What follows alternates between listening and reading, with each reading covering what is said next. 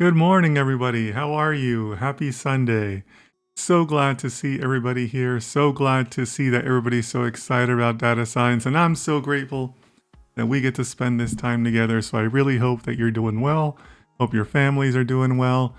It's really a blessing for for all of us to be able to get together and talk about data science and develop ourselves, develop our skills, all that good stuff. So, hope you're doing well. I'm doing really good. I've had a very mellow morning. I've been up early. I was up early cooking today. It's starting to get that time of the year where I can make some soup on the weekends. So I started making my cabbage soup this morning. So I was up at 5 a.m. today. I was chopping my cabbage and chopping sausage, and my dog got a little bit of sausage. When he hears me opening that sausage packet, he knows to stay close so that he can also get some food. But just doing really well today, and I hope the same for you. And it's Sunday, so Sunday means we get to continue our tutorial series, where we are going to go ahead and keep on looking at how to create a project from beginning to end, right? So this has been a really good series. I think we had a great kickoff last week, really positive reply to last week. So now we're going to just continue moving forward, right? So if you're joining us for the first time, welcome. I think that you're still early enough in the series where you'll be able to understand everything. I am going to do some review. I am going to do some review from last week so that we can, kind of get caught up with each other, make sure everybody remembers everything we did last week, and then just kind of go from there, right? So it looks like everybody is coming into the chat. If you're new, feel free to come in and just say hello. We usually ask people to let us know where they're from, but we don't really do that on Sundays. I don't really take questions on Sundays either. But if you just want to say hello in the chat, you're welcome to introduce yourself. No one's going to call on you. We don't do that. We keep the chat professional. So it's just up to you if you want to introduce yourself. And the reason I invite people to do that today also is because I was actually having a very brief chat with my mod team this morning. I kind of keep track of my subscriber numbers, my analytics, because, I'm a data scientist, right? I keep track of all different types of analytics. And this weekend has seemed to be a very busy weekend for some reason. And there's been 5,000 new followers on YouTube since like Thursday to Saturday. It's been 5,000 new users, which is a lot. That's a lot for me. That's way above average for me on YouTube. So it's possible that some of you are, it's likely that we have new people in the chat. So welcome. If it's your first time, you're picking a great session, because Sundays is when we tend to do a little bit of a longer session. So glad to see that you're here. Okay. So let me start acknowledging the chat, because I'm seeing so many of you that are regular supporters, and I can't tell you how much I appreciate your support. So Lakshmi, good morning. How are you?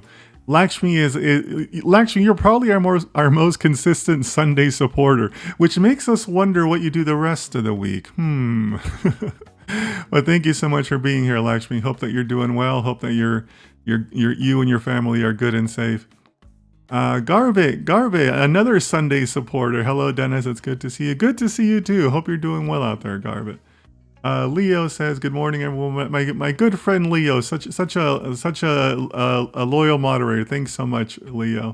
Guys, give Leo a shout out when you see him, because he's really a helpful moderator, and they volunteer for me, right? So I really appreciate their help. So make sure you give Leo a shout out whenever you see him, and give him a follow on his YouTube or his Instagram, please.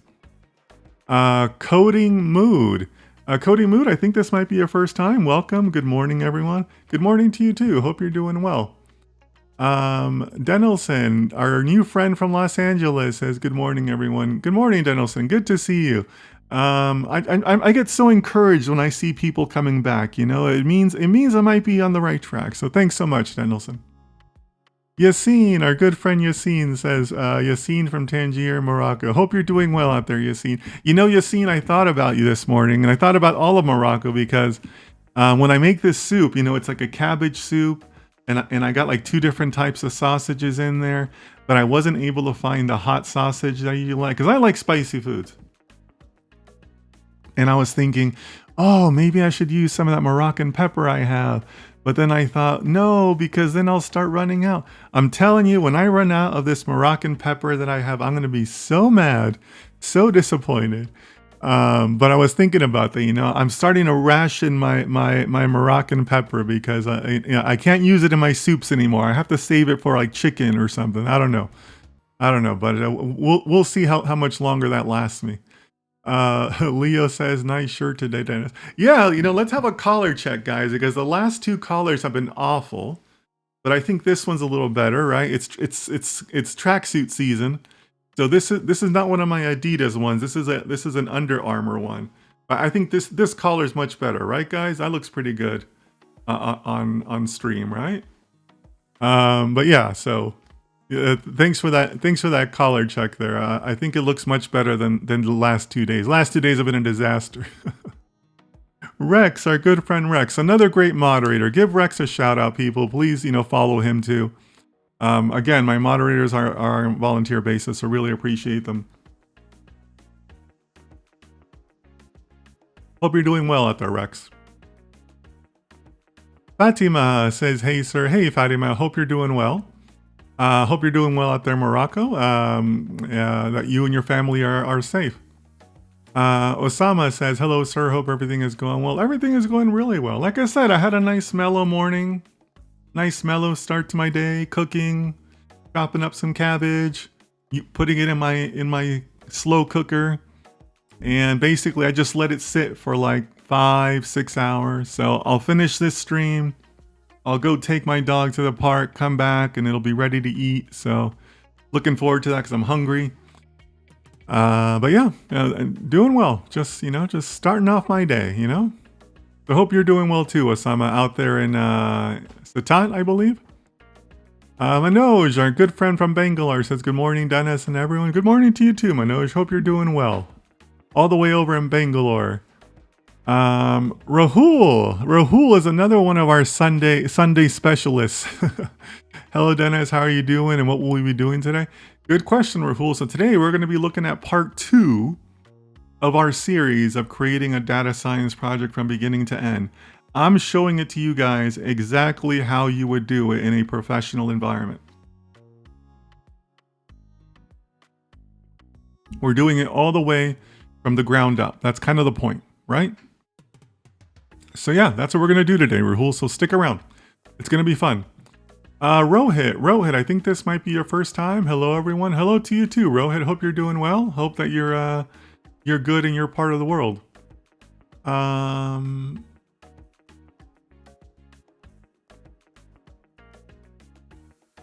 Rahul says, hey, wait, you used to call me cutie. Now Leo's cutie? What the heck, Rahul? Rahul, I hope you're doing well. You're such a great supporter. Thanks so much for being here. I think we're in for a good session, Rahul. So I hope you're doing well. I have to clean my room too. I'll be in the background. Also, today is Drunk Sunday. Okay. Lots to unpack there. Why is your room dirty to begin with? And why is it Drunk Sundays? Glad to have you here, Rahul. And I hear a couple of people that say that, where, they're in a meeting or they have other things to do, so they'll still keep me on the background. Hey, I appreciate it. I appreciate that you guys are here. I appreciate, what you guys can do. So thank you for that. Louis Valderrama. Louis, I think it's your first time. Good morning, everyone. Tuned in from Maryland, USA. Loved last week's session. Can't wait for today. Cool. Thank you so much. From Maryland. What part of Maryland? I lived in Northern Virginia for 6 years. Let us know what part of Maryland. Um, yeah, last week I think, it's funny, guys, because last week I think might have caught some people off guard, maybe like 10%. Because when most people hear, oh, create a data science project, we're going to be coding, we're going to be doing this. But that's such a small percentage of projects, right? That's such a small percentage. So my intent, again, has always been to show you guys how it's done in the real world. Right? And the reality is there's a lot of planning, there's a lot of data preparation, there's a lot of things that need to be done in order to get a project off the ground, right? And this is the kind of stuff that's not really taught. So that's why I'm trying to show you this. And, and as I said last week, I'm trying to cite where I learned these things, So today we're going to be talking a lot about my experience at IBM. A lot of what I'm going to show you, I learned at IBM. Like this is how they do it at IBM. So yeah, it caught a lot of people off guard, I think, because, people always want that quick answer, because they're used to those trashy courses that are out there. But, I think that if you appreciated last week's session, Lewis, I think you're going to also get a lot out of today's session. So thanks so much for being here, and thanks for coming back. I get really encouraged when people come back. Leo, thanks for being such a great host. Thank you. Maniam from London, England, my favorite city. Maniam, hope you're well. Speaking of coming back, I know you've been back a few times, so hope that you're doing well out there. Glad that you're here. Rohit, yes, it's my first time here. Yeah, Rohit, I didn't think I recognized your name, so welcome. So Rohit, today we're continuing our series on building a project. Also, you should know that Sundays we run just a little bit differently. We tend to be a little longer. It tends to be more of a tutorial. But yeah, I think you picked a great session if you really want to learn, good real world stuff. Okay, so thanks for being here, and I hope to see you again. Yassine says, "Don't worry, sir, I got your back." But Yassine, how do we ship that stuff? I mean, I don't even know how you would ship it. You know what I got to do, guys? I'm gonna post a picture to my Instagram of what this pepper looks like, and then maybe you guys can help me track it down. Because it's nothing special. I just got it at Carrefour, and it was just labeled as piment fort, right? Which I think translates just to, strong pepper, right? But yeah, I mean, it's really good. So Yassine, we're going to have to work something out, or somebody in Morocco. I'm gonna need your help, but I appreciate that. Drunk Sunday sounds like a podcast I would watch. Yeah, absolutely. Absolutely. That's a great podcast name, right? Drunk Sundays? I'd watch that. Yeah, a good catch there, Leo. Rahul, it was Rahul, right? Rahul, you got the starts of a potential hit podcast there.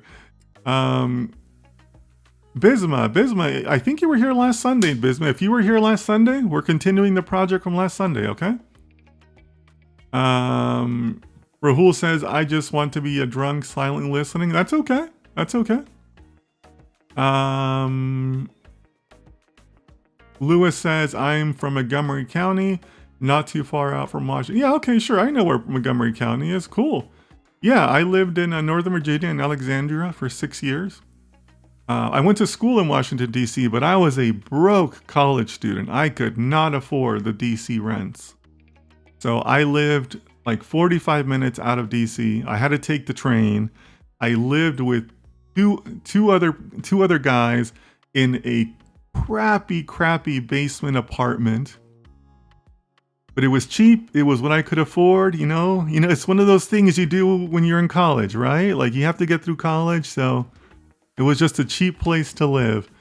But yeah, it's a nice city out there.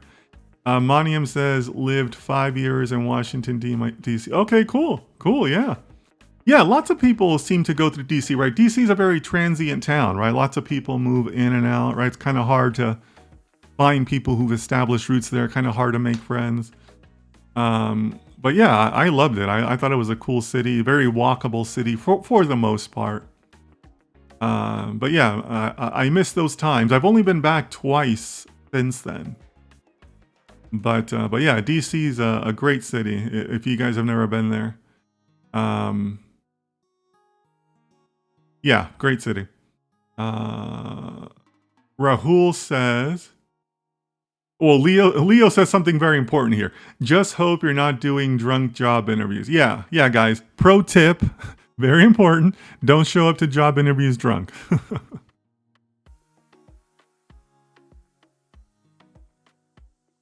I just watched the recap of part 1. Great. My drunk mind finds corporate stuff difficult. Coding is altogether another thing. Yep. Okay. I love.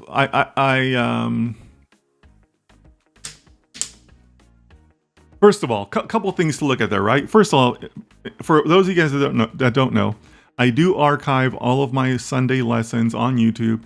So I know there's some of you that are new today. If you want to, if you please, stay today. But then if you want to review part 1, go ahead and go to my YouTube archives. We'll review some of part 1 today also. But, Rahul brings up an important point of that. If you ever miss a session or miss a part, you have to leave early, whatever. It's always on YouTube. So feel free to always check that, right?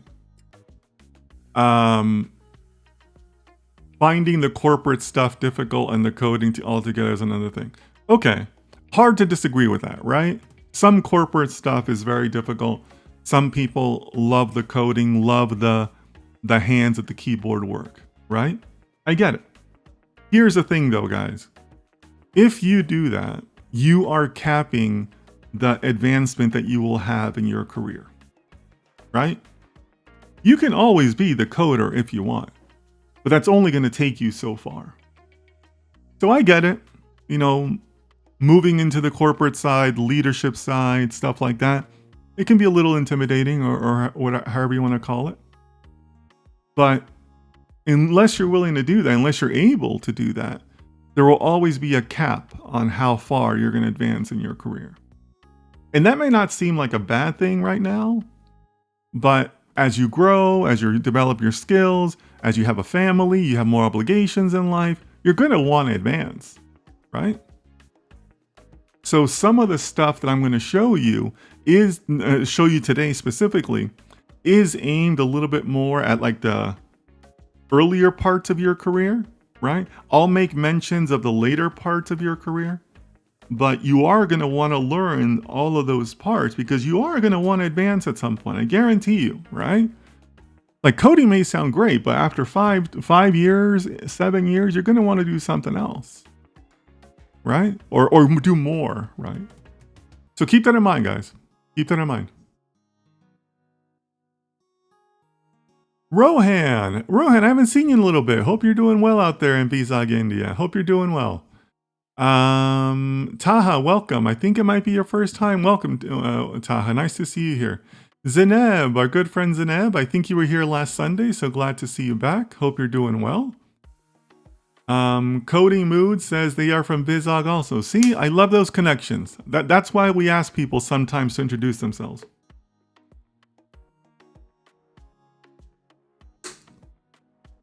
Reese says Ashley here from South Africa. Welcome, Ashley. I think it's your first time here. So welcome. Glad to see you here. Let's see.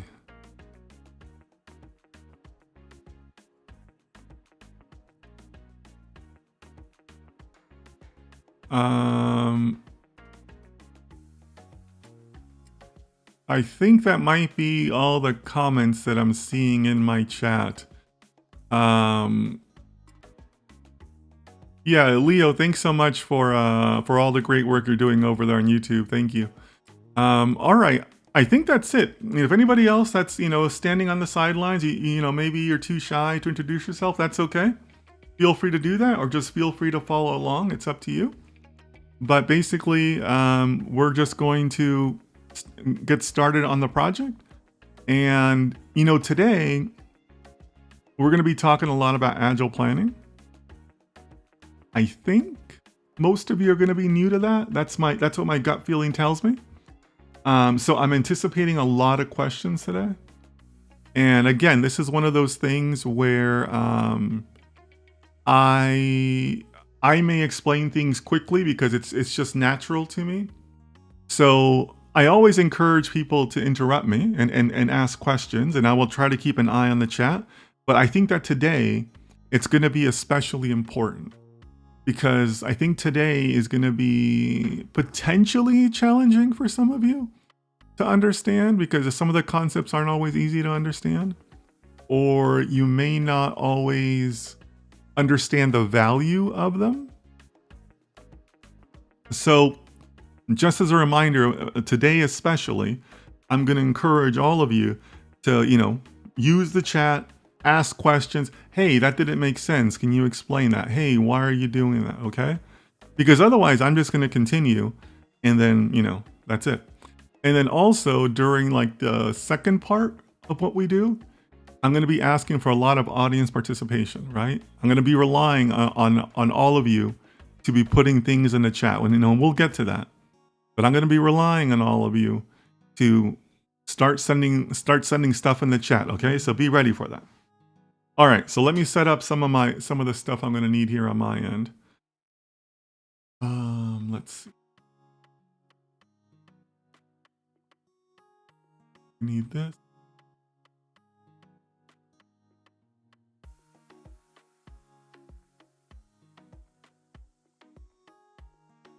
This.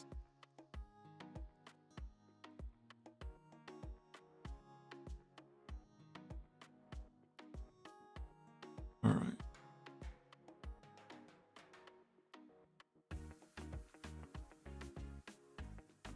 All right.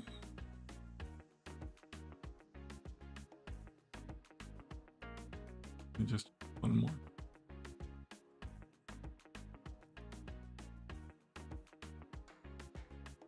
All right, so let's get started. Today, we're going to be talking about the second part of our project series on building an entire project from beginning to end, right? So as we discussed last week, if you're anticipating a lot of coding, a lot of Python and the libraries, we're not there yet, right? Getting a project off the ground still involves a lot of work, a lot of setup. And today in particular, we're going to be focused on creating a plan so that we know what we're doing, right? You have to be able to create a plan so that you're able to, one, keep your team accountable, but two, you kind of have to have a feeling of where you're going, right?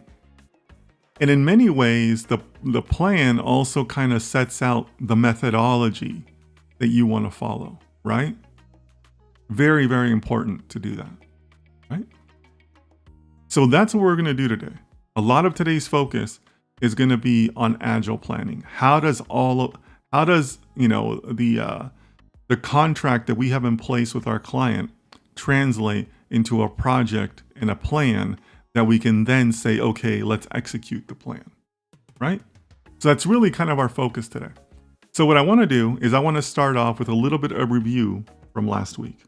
Because where we stand now in terms of our project and in terms of our team is that we now have a signed contract in place with our client. How did we get there? So that's what I want to review. So we discussed last week that we're going to have methodology, project planning, creation, and deployment as the general phases that we want to follow in our plan, right? We have a methodology that holds us to something that we can say, hey, this is the data science process we followed. We're going to plan our project. We're going to actually create the project by executing it out.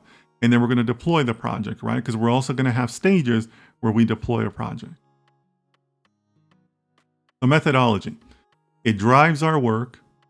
It determines the role of AI in our project. And it also determines what is the underlying thesis for the project, right? Because at core, we're still following the scientific method, right? That hasn't changed. That'll never change. So what is the thesis that we have? How can we prove it? And what are the experiments that we will need, right? So That's the methodology portion. The project planning, which is today's focus, is creating the Agile plan. What are the programming environments we will need? What does our training code look like? And what does our prediction code look like, right? That is something that I'm putting a special emphasis on because very, very few academic programs out there teach that, right? How you write your training code is completely different than how you write your prediction code, right? Those in many ways are like two separate programming efforts, right? So we're going to focus on that a little bit today in our project plan. We're going to focus on a lot of things today in our project plan, but I do want to put a slightly extra emphasis on that. And then the creation, right? How do we actually execute the plan, right? The Agile plan that we're going to create today. How do we create the programming environments? How do we manage the libraries we're going to use? And then how do we carry out the work of what most people think is data science, right? It's in the creation stage that I think, we're going to be seeing more code and more execution and all those things that people say, oh, well, if you want data science, you got to learn this library. Well, there's a lot more to it than that, right? So, but it's in this stage that we're actually going to get to that part of data science.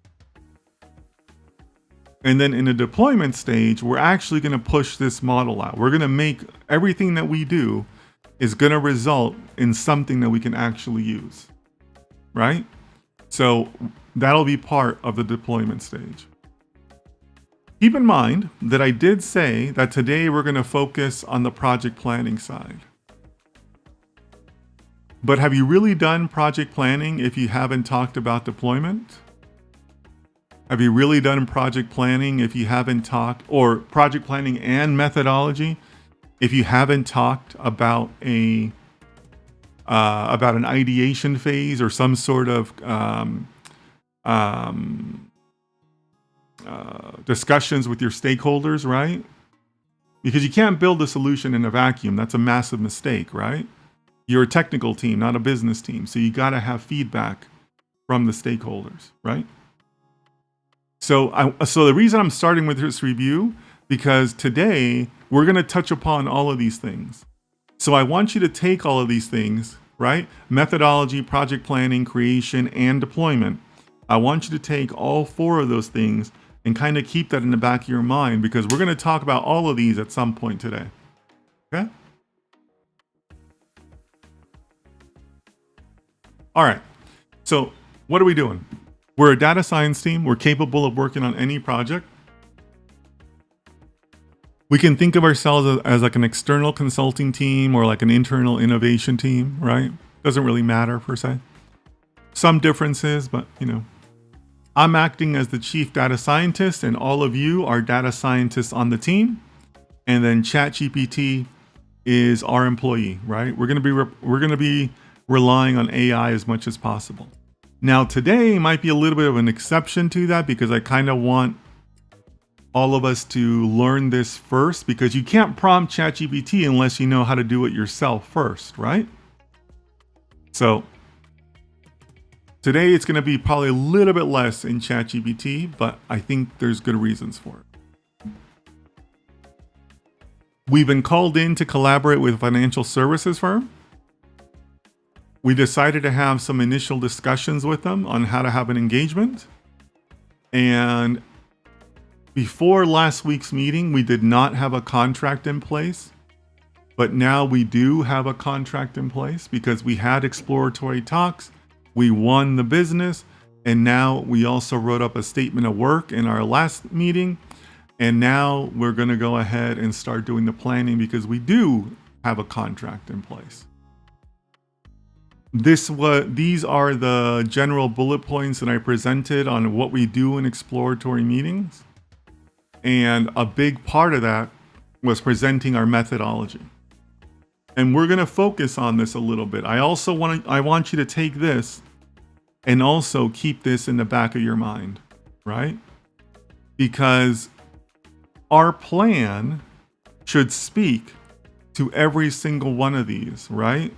We haven't followed the methodology unless we have a plan to address each and every single one of these items, right? So that's one of the things, that's one of the reasons why the methodology is important, is because for a day like today, when you sit down and plan, this methodology is basically your roadmap for, well, what are the things that I need to address? What are the things that I need to make sure are in my agile planning, right?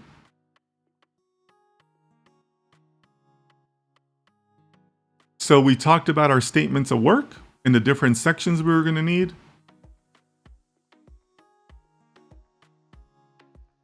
And then since we take an AI first approach, we used ChatGPT to help us put the majority of the sections together, right? And that gave us this here, which gave us a complete project, or excuse me, a complete statement of work that our client has now signed off on. So again, I encourage you to go back and look at this video from last week. It's part 1. It's on my YouTube, but we have a pretty good statement of work in place, which means that now we can work, right? Because we have a signed contract with the client. So for those of you that weren't here or don't remember, the whole point of our project is that we're going to do an alpha farming project. We're going to try to use data science to help this company find outsized returns by using data science. Can we take data out there and try to use it so that we can have extraordinary returns from information that we get after applying an algorithm, right? A data science algorithm. That's kind of the point of alpha farming, where you're out there looking across the board at different potential sources of where you can have outsized financial returns. That's the fundamental part of what we're looking at, okay? Or that's the fundamental purpose of the project, I should say. All right, so now that was the review from last week. Now we're going to get into the new stuff. Are there any questions before I move on? Any questions on the review? It's okay if you weren't here last week. Don't be shy. But that's essentially what we covered last week. So let me know. Are you guys on board with me? Any questions? Give me some feedback in the chat, please.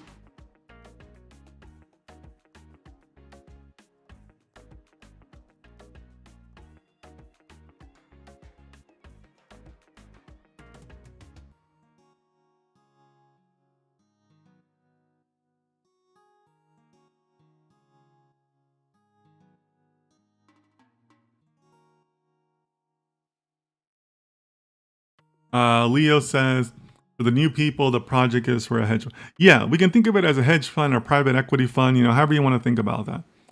But yeah, thank you for that, Leo. Anybody else?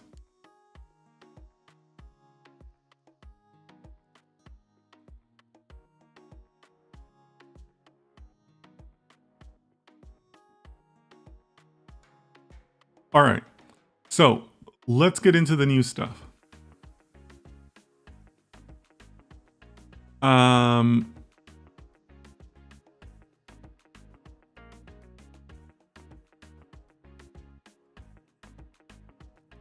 So here's the thing, guys. Today is super challenging because I would be extremely foolish to try to give you a complete lesson on agile planning in a single day. That's completely foolish because agile planning is very complex. There's certifications in agile planning, by the way, if you want to pursue something like that. So I'm going to try to give you the best information that I can in a compact way, but you got to be careful don't consider yourself an Agile expert after this.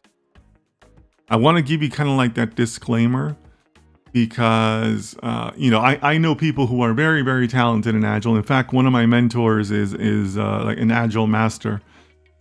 So he would be very disappointed in me if I just told you that I could teach you Agile in 20 minutes. But what I am going to try to do is I'm going to try to leave you with some really good basics, especially basics that you're going to find helpful as like, entry level, early in your career, so on and so forth. Some of the stuff that we're going to practice writing today is extremely helpful when you're first starting out, but it won't make you an Agile master, but it will make you useful to your team who is doing Agile. Okay? So I just want to make sure that we're clear on that, because I don't want you to think that, this is far from a master class on Agile, but I think I'm going to show you some things that are still going to help you in the workplace. Okay?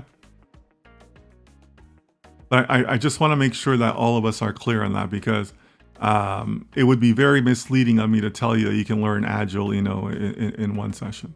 Okay? So what is Agile? Agile is a planning tool, and it's very effective at managing all types of projects. It's most adopted in software engineering, but it can be used for literally all types of projects. If you guys want to Google something, Google the Agile Manifesto. That's literally what it's called. And it's a terrible name, but that's literally what it's called. It's called the Agile Manifesto. And I believe it was written in the 1970s, late 1970s, if I remember right. But it basically lays out the whole purpose of Agile planning in a document. And it's intended to help you, it's intended to lay out what Agile is, but more importantly, the way they lay it out is agnostic of what you want to use it for. Like software development, I don't believe is mentioned in the Agile Manifesto. They've literally made it so that anybody can go ahead and use it for any type of project they want. So I want you to think about that as we walk through this, because it can literally be used for anything. It can also, in addition to software development, it can also be applied to data science, and you are very likely to come across it in your career at multiple points, right? And you should also know that there are various forms of Agile planning. Agile planning is kind of like the umbrella, and then there's other like variations or adaptations is a better word. Adaptations of Agile planning, of planning that are also Agile, that fall under the umbrella of Agile. Okay? So today we are specifically learning something called Scrum planning. You should be aware of that, right? Scrum planning is also very popular, and I'm teaching you how it was taught to me at IBM. And IBM uses Agile, and specifically they use Scrum planning. So I'm using this to kind of establish the foundation for everything else we're going to talk about today, because I want to make sure that I'm guiding you in the right way, so that you kind of have a foundation to build upon, and other things that you can Google or other things that you can go out and research on your own. All right?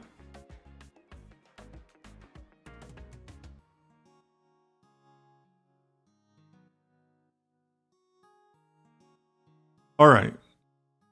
So again, I'm giving you what's going to be useful to you walking into a team that already uses Agile. So that team most likely already has somebody who's leading the project planning. You might hear that person referred to as the Scrum Master. That's literally the word. And then they're leading the meetings where you discuss the Agile planning. So for today, I'm playing both the role of the Chief Data Scientist and the Scrum Master. And this would be like a Scrum meeting that all of us as a team are attending. So you, as a data scientist on the team, you need to know about two different things. One, just one more meta thing, right? Another thing you're going to hear out there is that every project in the world is time and resources, right? How much time do I have? How many resources do I have? And then what can I accomplish in that time? Right? Every project in the world is time and resources. So what is the time in Agile planning? In Agile planning, a basic unit of time is known as a sprint. So when you hear a sprint, you should hear time. You know, it's a nice fancy word, but it means time. Every team out there, you know, you're going to have to ask. Every team has a different definition of how long a sprint is for them. 2 weeks is the most common. Sometimes you hear about teams having 1 week sprints, but 2 weeks is the most common. And you're basically breaking out your entire project into these 2 week sprints.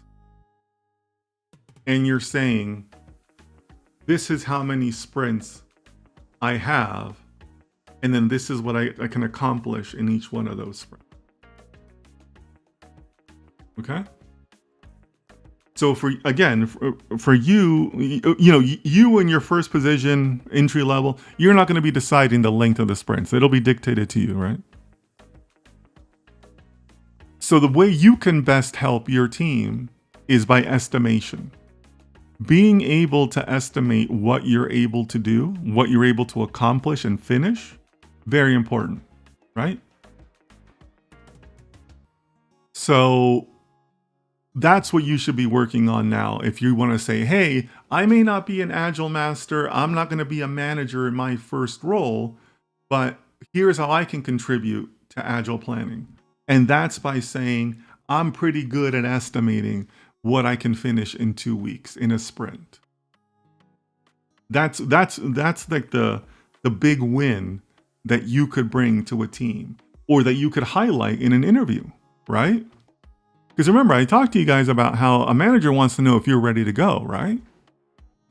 Ready to go on day one, I mean, right?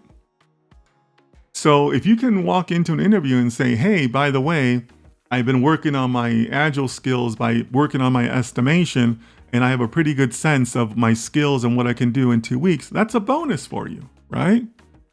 You're making yourself stand out.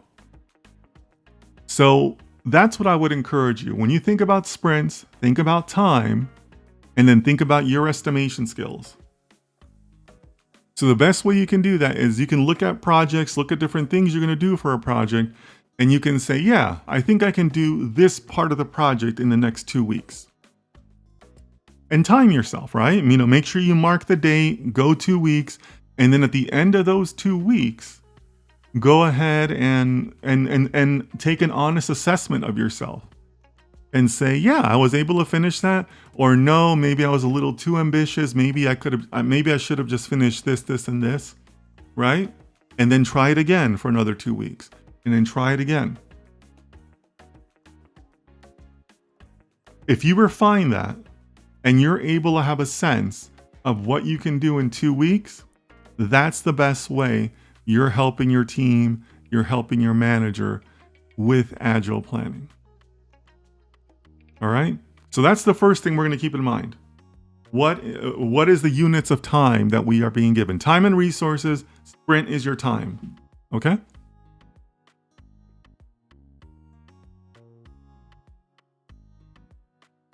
So, what are you doing in those 2 weeks? What is the basic unit of work in Agile planning? And that is known as a story. And a story basically describes a new feature or a new part of your project that is being added. Right? So here's my sprint, here's my stories, and here's my 2 weeks, and here's what I want to add. Here's the features I want to add in those 2 weeks. So Agile doesn't have many rules. Like I said, Agile's intended to be fluid and apply to many different fields, right? But one of the few rules you got to be aware of is that a story, when you create a story, it has to be completed within a sprint. A story cannot go across whatever your basic unit of time is. If your sprint, your time is 2 weeks, then each story must be able to be completed in 2 weeks. Otherwise, the story is too big and needs to be split out into multiple stories or multiple units of work. Okay? That is the one rule that is hard. Well, not one rule. That is one of the few rules in Agile that cannot be broken. A story, your unit of work, has to fit within a single sprint, your unit of time. If not, you got to work to refine that story and make it so that it can be applied in one sprint.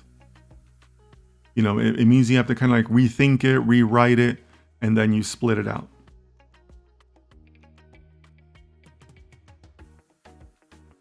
So now, here's the thing.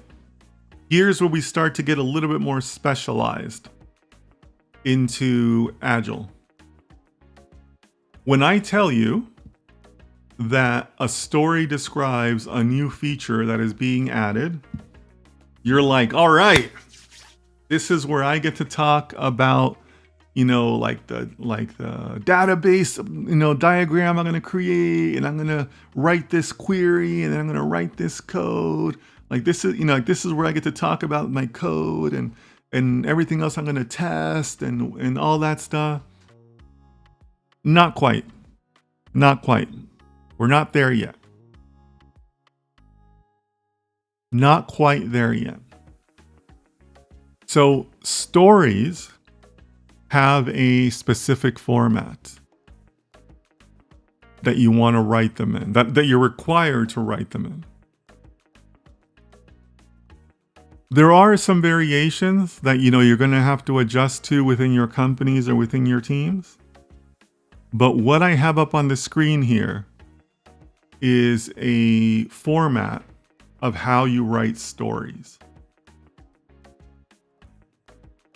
So it's as a blank, I want to blank, so that blank. And the format is as a role. What role are you playing? Are you a DBA? Are you a data scientist? Are you a QA specialist? Are you a documentation specialist? I want to create a database schema, create a test for an algorithm, collect some data, right? So that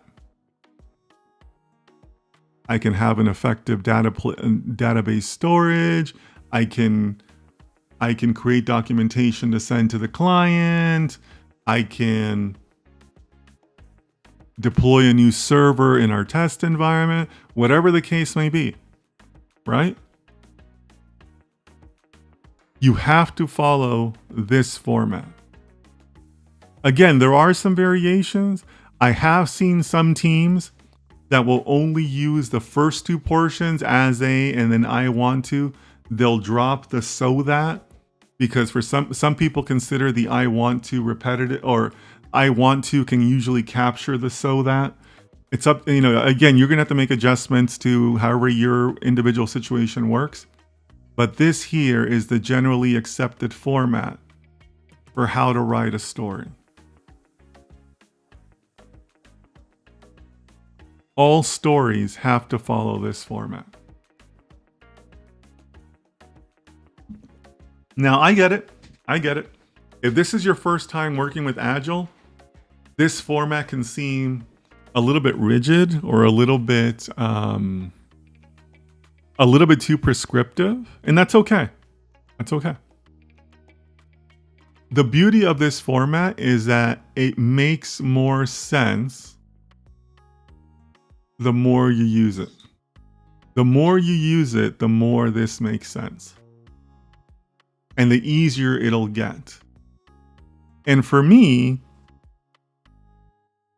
the more I use it and like the more I actually write with it, the project just kind of like reveals itself, you know? Because by writing one story that you need, you start getting into other stories. Like, oh yeah, if I'm gonna do that, I also need this. Let me create that one. Oh yeah, and then and then I need this, and this, right? So we're gonna see a little bit of that today.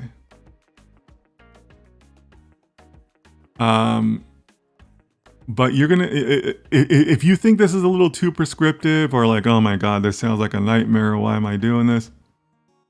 Stick with me. Stick with me. I think you'll see the benefits by the end of the session. Okay? All right, so I've thrown a lot of information at you.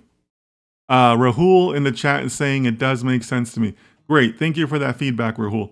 Does anybody else want to go ahead and give me their feedback? Any questions? I'm just taking a little bit of a pause here, right? Because I don't want to ignore the audience. I know I've thrown a lot of questions at you, or excuse me, a lot of new information at you. So what do you guys think? Are you with me? Does it make sense? Does this look terrible? What do you guys think? Give me some feedback, please.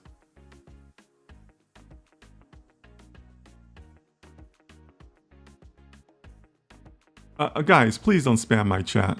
That's not professional. But give me some feedback on what you guys think about this. Is it making sense? If not, let me know. This is a good time for questions. But Rahul says it does make sense. Anybody else?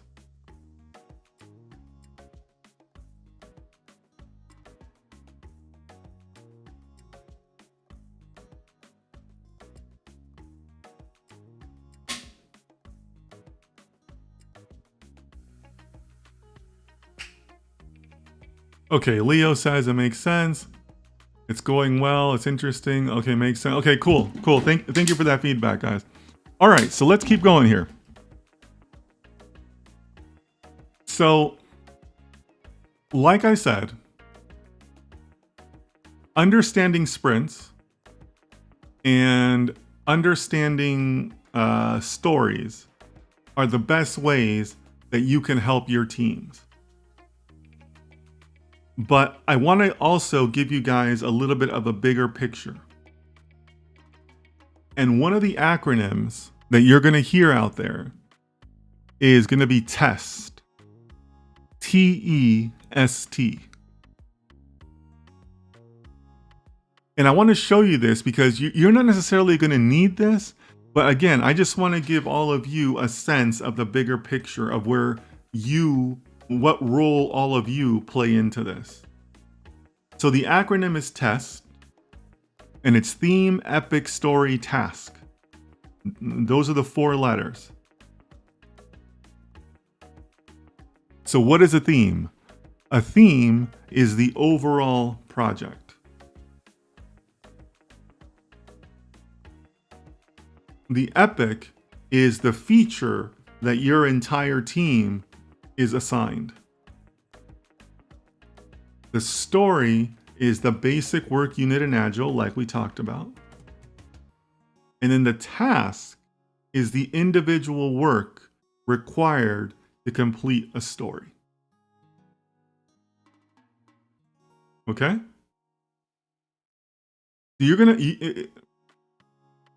I'm hearing the use of TEST, the acronym TEST, a little bit less and less. but you're still going to hear it every once in a while, and it's good to keep it in your mind, because each one of these, it's like those Russian nesting dolls, that one builds upon the other, right? So a task, multiple tasks make up a story. Multiple stories make up an epic, and multiple epics make up a theme. Okay? So it's like one builds upon the other, builds upon the other. Now, your manager and your manager's managers are going to be the ones in charge of the themes and epics. So we're not really going to cover a lot of that today, and there's not always a lot to them. But understanding how the stories and tasks play into it are very important. And also, when I mention the tasks, one, you have a lot more leeway in writing those, right? Because I showed you a very prescriptive format for stories. But with tasks, you can basically write them, generally speaking, however you want. And that's where you're going to be more descriptive in the technical side of what you're actually going to do, what you're actually going to execute. Okay? So that's where, it kind of gets a little bit more to what most people think of as project planning. But you can't get there unless you have your stories, right? But I think that thinking about TEST, right, the acronym, helps you think about how these things are built out. So, give you an example. Again, like I said, my most beneficial Agile experience is from IBM. So IBM is a very traditional software company in the sense that they have 2 releases every year, right? They always have they have a summer and they have a spring release. No, excuse me, a summer and a winter release, right? So your theme might be, software X spring. Why do I keep on saying spring? It might be software X summer release 2024. Project X winter release 2025. That's going to be your theme, right? The overall project. The epic is the feature.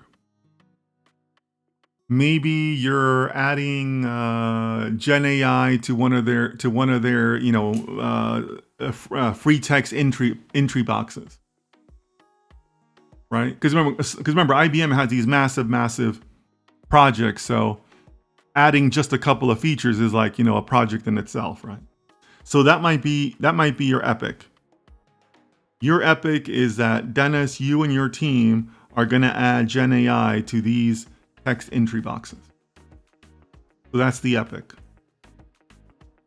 And then the story is that what we create, what we say, okay, well, what do we need to incorporate Gen AI into that? And so on, right? And then there's going to be and then, like I said, right, these build upon each other, right? So you're going to have your theme, your winter release, like I said. But then that release is made up of multiple epics. Because obviously, you're going to have multiple teams. So we might be in charge of Gen AI, as a feature. I apologize. We might have Gen AI as a feature, but then there might be another team that's working on some enhancement to the PDF generation or something, right? And then another team's working on another feature. Another team's working on another feature. So you have your theme, you have multiple epics, and then you have multiple stories and multiple tasks within all of those, right? It just kind of pyramids out from there. But again, for the purposes of us learning, right? Because again, this isn't a master class, just an introduction.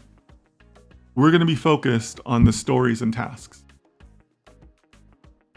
So this is what our test looks like. So our theme is our client engagement with Indigo River, right? We know that we're doing this for our Indigo River client that we came up with last week. We have a signed contract in place. That's our theme. This particular feature, or this particular epic, the feature that we're working on is data science for alpha farming, right? That's the core task that we've been given. Help us use data science for some alpha farming. Okay? And then from there, it's everything we just discussed. What is your stories, or what are your stories? What are your basic units of work? And then what are the tasks that you need to complete those stories? That's it. That's all we're doing. Right? So I think this might be, yeah. So what we're going to do here is we're going to walk through building our list of stories. What do the stories look like for our project? And then we're going to pick some of those stories and determine the tasks that are needed. And then we're going to talk a little bit about, well, how do you choose the stories to work on? Right?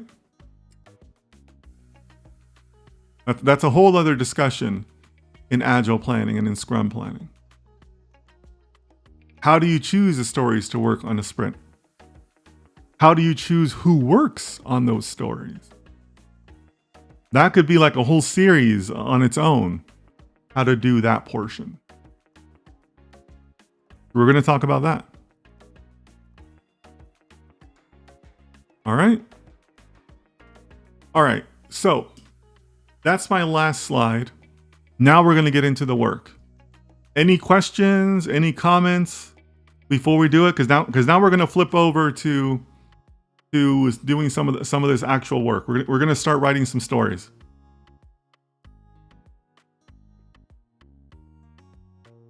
What do you guys think? Any questions? Or are you guys ready to go for stories?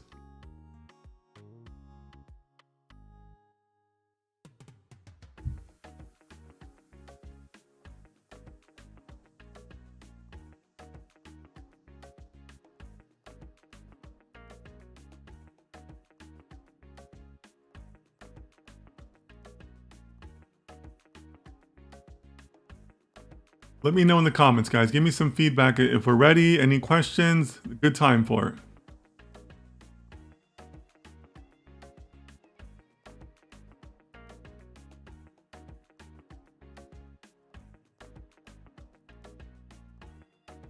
Okay, Yassine says he's ready. Fatima also is ready. Okay, Rahul's ready. Okay, cool. So let's do it. So here's the things I want you all to keep in mind, okay? One, I want you to keep this format in mind. Because remember, guys, we're about to have a lot of audience participation, right? This is the audience participation portion. I'm not writing these. You guys are writing these. So first thing I want you to keep in mind, if you're going to submit a story, right? Because remember, I'm the chief data scientist. I'm also playing Scrum Master today. We're in a team meeting. You guys are the data scientists on the team. You're going to be sending me stories. So anything you submit, I want to see you guys follow this format, right? Don't worry about the tasks. Worry about the format and the story. What is it that you're describing? As a blank role, I want to feature or benefit so that or, that's the benefit. I should have said feature in the first one, right? So role, feature, benefit. So that's the first thing I want you to keep in mind. Second thing I want you to keep in mind is this. If we've agreed that we are, data scientists that are, working under a proper methodology, then this is our guiding light. We need to make sure that all stories address all of these items. Because if we haven't, then we're not following the methodology, right? All right. So that's what I want you guys to keep in mind. Okay. So now let's do this, guys. Audience participation time. Remember, you guys are writing these, not me.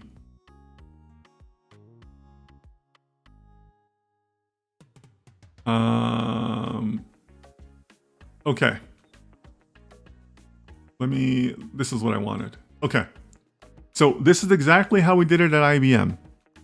At IBM, you do not start with, there's a lot of tools out there to manage Agile and stuff like that. You don't start with those. You start with a simple spreadsheet. And let me zoom this. Let me know if you guys need it zoomed more. Maybe a little more. Yeah, I think that's pretty good. You start with a simple spreadsheet. This is literally your first project planning meeting at IBM. Okay?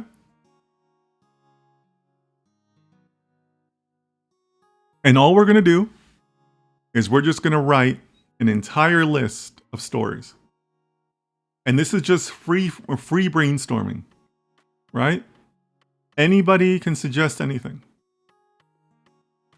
We don't have to go in order. We don't have to do anything special, right? It's free discussion. So let's go to it, guys. What do you guys think? Give me some stories. You can choose whatever you want. You can say, hey, I think I know that we need a visualization story. We need a data collection story. So give me a format. Who wants to go first? I know it takes guts to go first on this one, but you guys are the data scientists, right? I'm just going to be the hands at the keyboard. What do you guys think?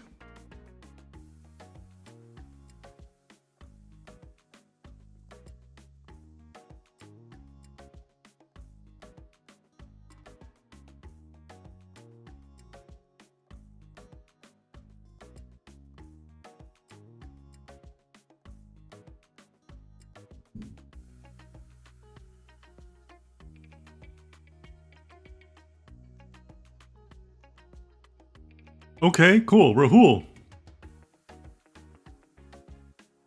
great. Rahul,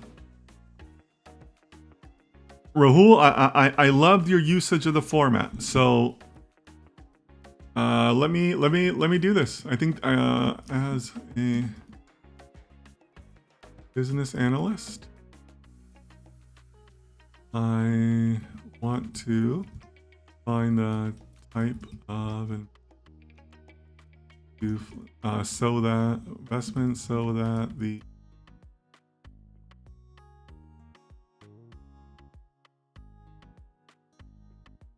maximum of the investment portfolio.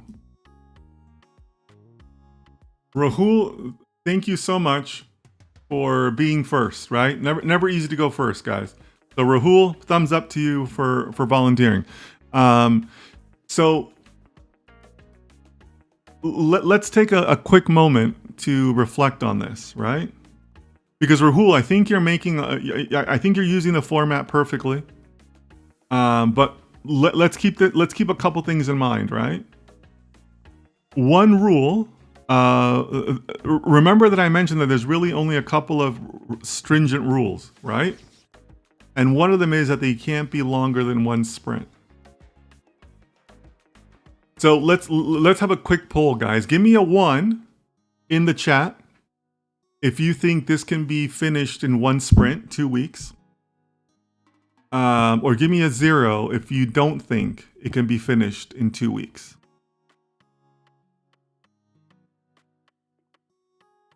One, if you think it can be finished in a single sprint, or a 0 if you think it can't be finished in a sprint.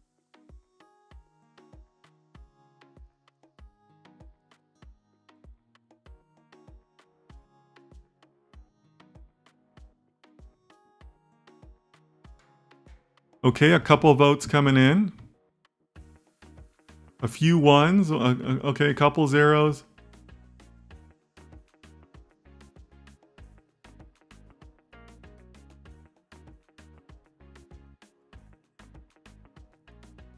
Okay, a couple zeros. A lot of ones.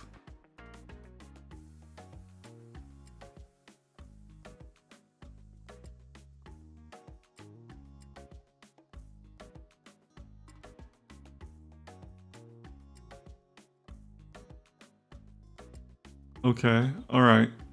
All right, guys. I'm not gonna lie, guys. There's a very surprisingly large number of ones in the chat. Oh my god. You guys are giving me a heart attack. If you voted 0, give yourself a pat on the back.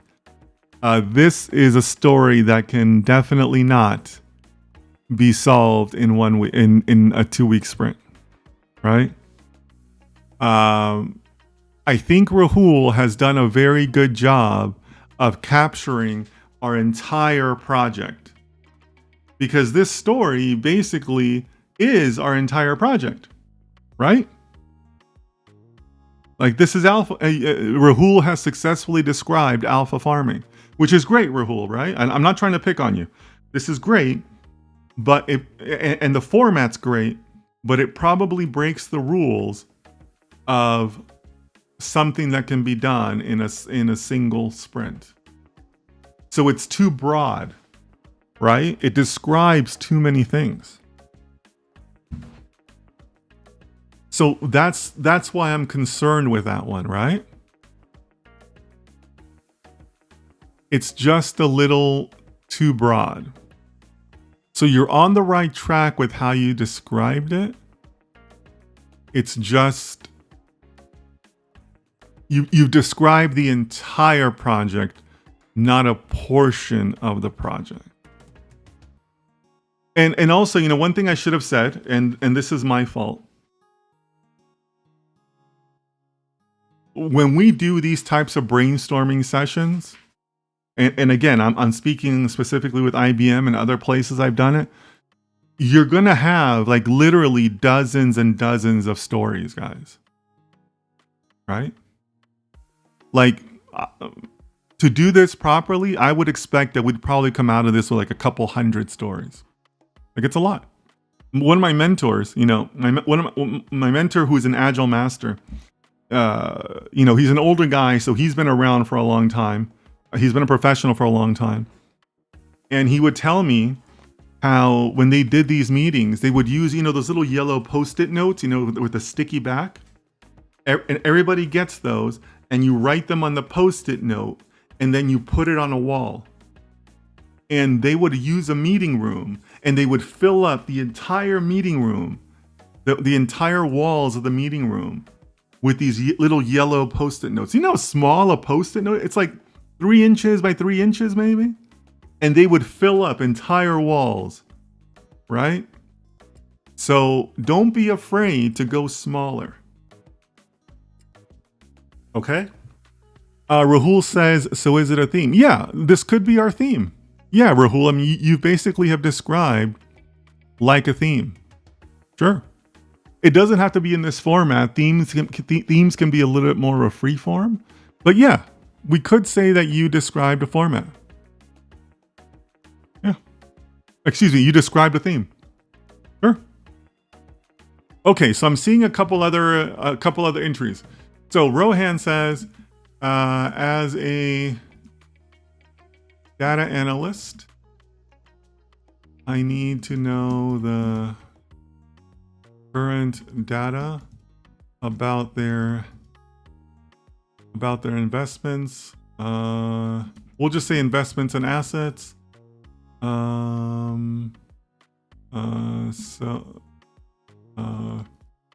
that I can plan for emerging, we'll just say emerging risks. Okay. Lakshmi also says, as a data scientist, I want to clean the data.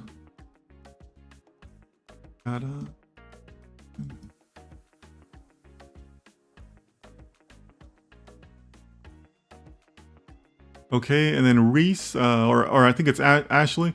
Ashley, thanks for the contribution. I know it's your first time. Thank you so much. As business analyst,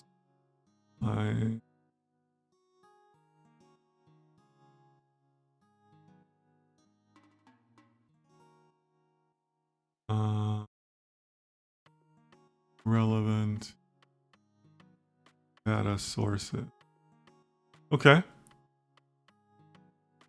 And then Leo says, as a data scientist,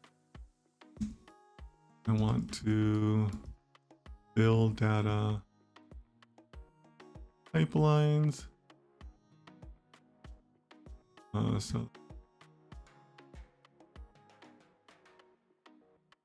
Okay, cool. Denelson, yeah, Denelson, that's a good one. As a data engineer, you need to.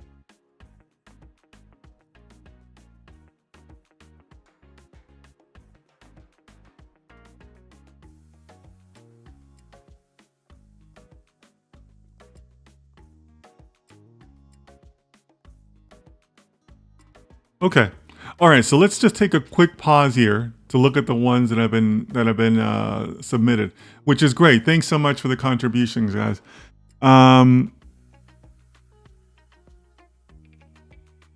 Does anybody have any concerns on any of these being completed within a single sprint?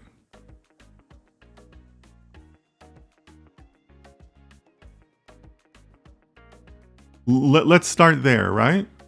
Because we got to make sure they're valid stories to begin with, and they're not valid if they can't be finished in a single sprint, right? We've already determined that. So does anybody here have any concerns about any of these?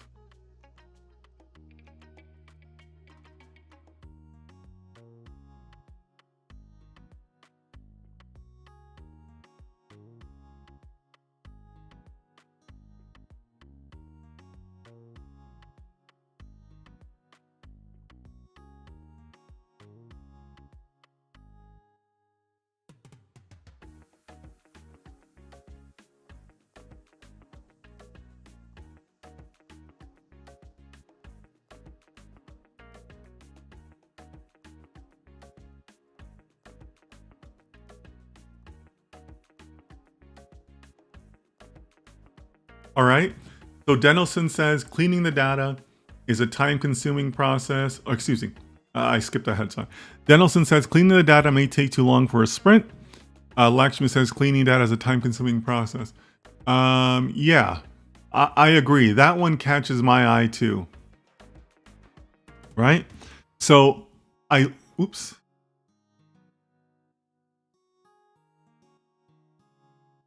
So I love this submission,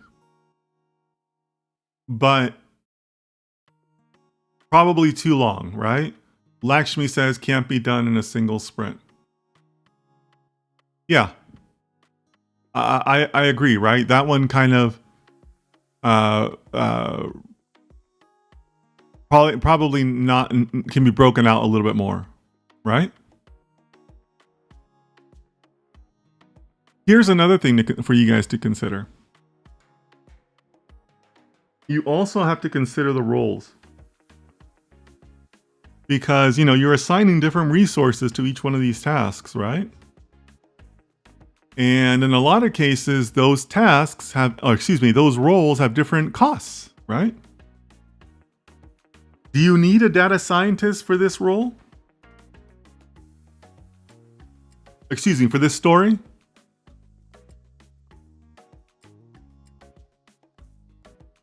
Rohan says, I hope the current data can be transferred within a sprint. Yeah, good point, Rohan. Sometimes it takes a lot to transfer data, right? Just because you identify data doesn't mean you're going to get access right away. There might be rules and laws and paperwork to fill out. So yeah, a good call, Rohan. Absolutely. Rahul says nope, which I think Rahul's replying to my question about data scientists. Yeah, do you need a data scientist to clean data? Anybody else want to comment on that? Rahul says no.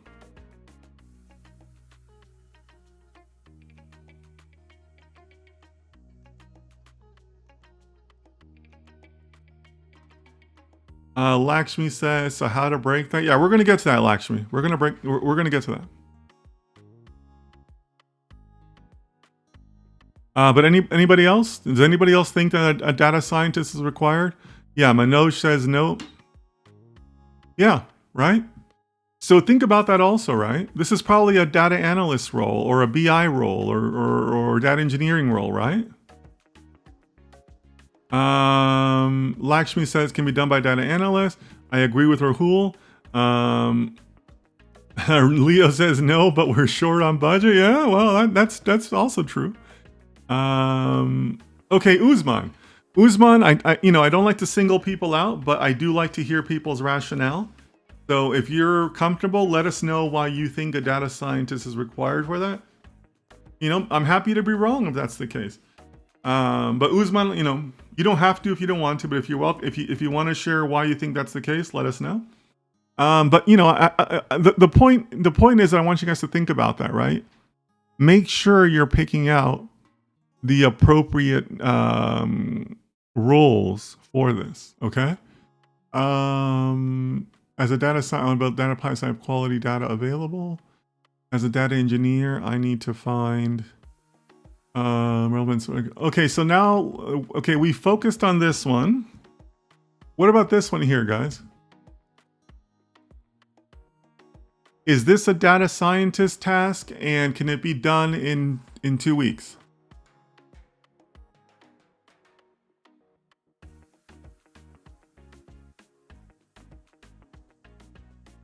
So now we're talking about the bolded one on line 6.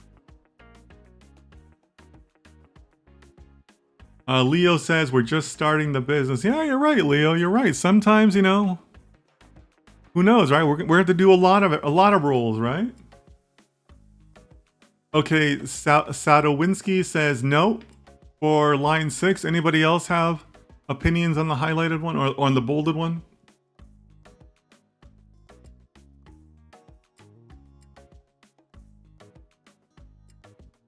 Yassine says, not a data scientist task, and I think it can't be done. No, I believe that the sprint can be too long for a sprint, more than one sprint by Osama. Yeah, guys, I think you're on the right track. Sounds great, right? Like, hey, we need to build data pipelines. Let me make that a story, right? But can it be done in a sprint? Probably not. Right?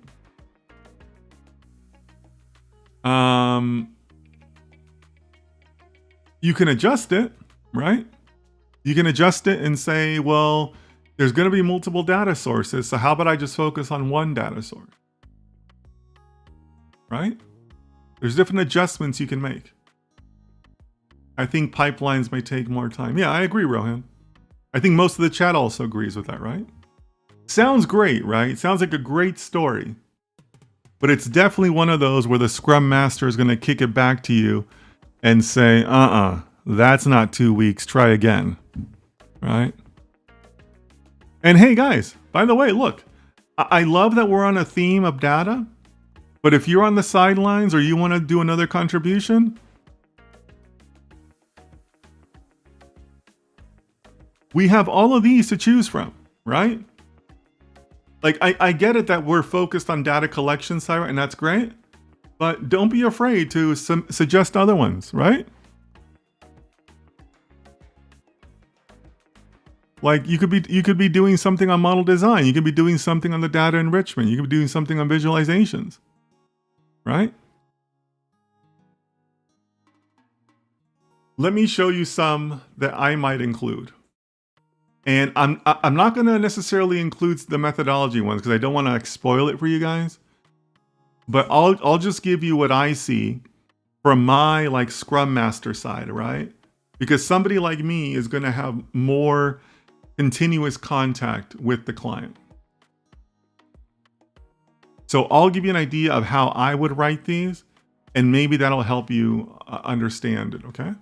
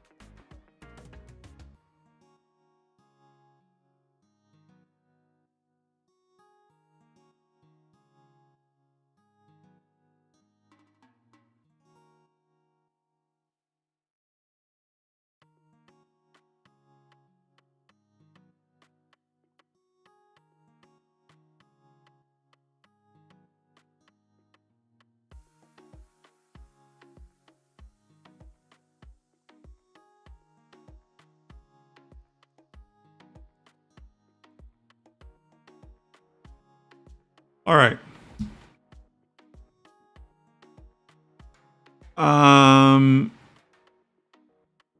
So let me just highlight some of these. And I think I made a mistake here. I wrote these with you know, I just made these up right now, but I think I'm going to be able to get a couple points across here.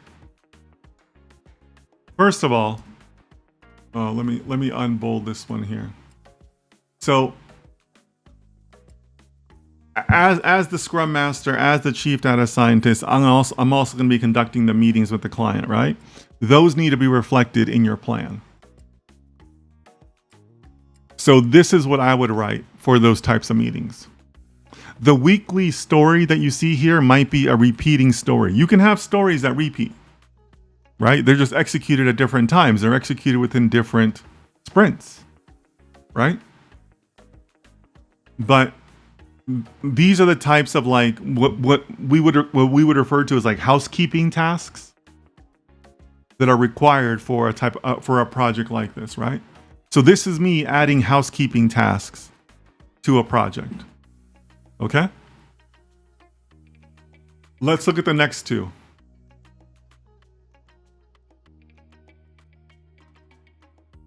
Oops, sorry. Oh, come on. Let's look at these two, right? It's super tempting to just say, as a systems engineer, I'm going to deploy a test environment. Is that reasonable in 2 weeks?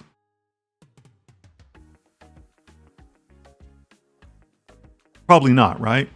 At least not in most corporate environments, right? You got to get the servers, you got to provision them, you got to sign off on a bunch of paperwork, you got to, put it as part of the security plan, blah, blah, blah, blah. But I can design it in 2 weeks. And then I can deploy it in another 2 weeks, right? So to me, this is one of those things that, you can break it. You have to break out. Super tempting to make it one story, but not realistic. So think about that also. Because I know some of you are asking, well, how do I break this out, right? You break it out by saying, okay, well, I got to plan for something, and then I got to design it, and then I got to deploy it, right? Well, those are 3 stories. Because now it's a 6-week effort. And can you do this in 6 weeks? Yeah, you probably can. You just have to break it out, right? So this is an example of something where I do that, where I'm saying, okay, well, wait a minute, what can we do in 2 weeks? I can't do the whole thing, but I can design it. And then I can't do the whole thing, but I can deploy it, and so on and so on. And then let's take a look at the last 3.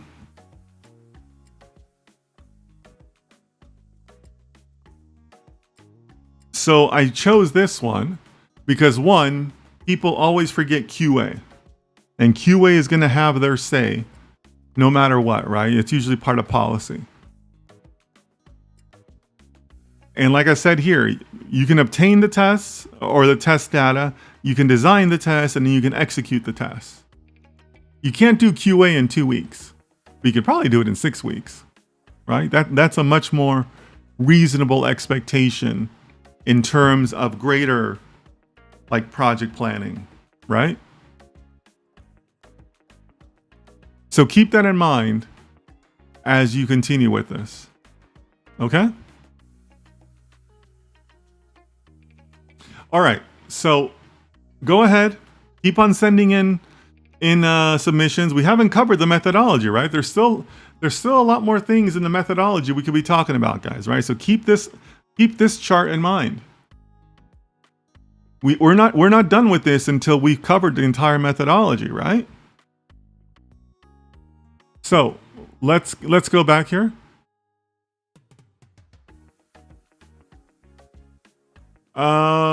Okay, so Rahul is suggesting as an EDA specialist, I want to find the median salary of people so that we can create investment options. Yassine writes as a data scientist, I want the data available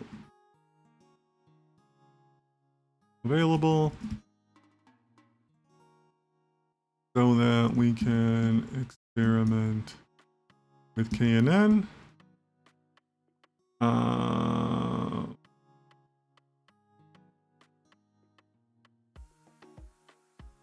And then Lakshmi as a data scientist, I want to remove missing values so that the data set becomes more consistent.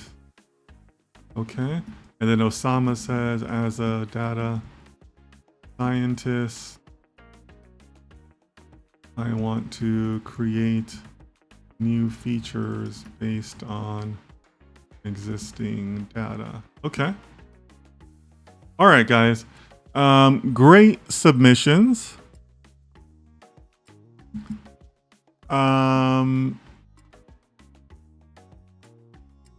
So let's go one by one on these.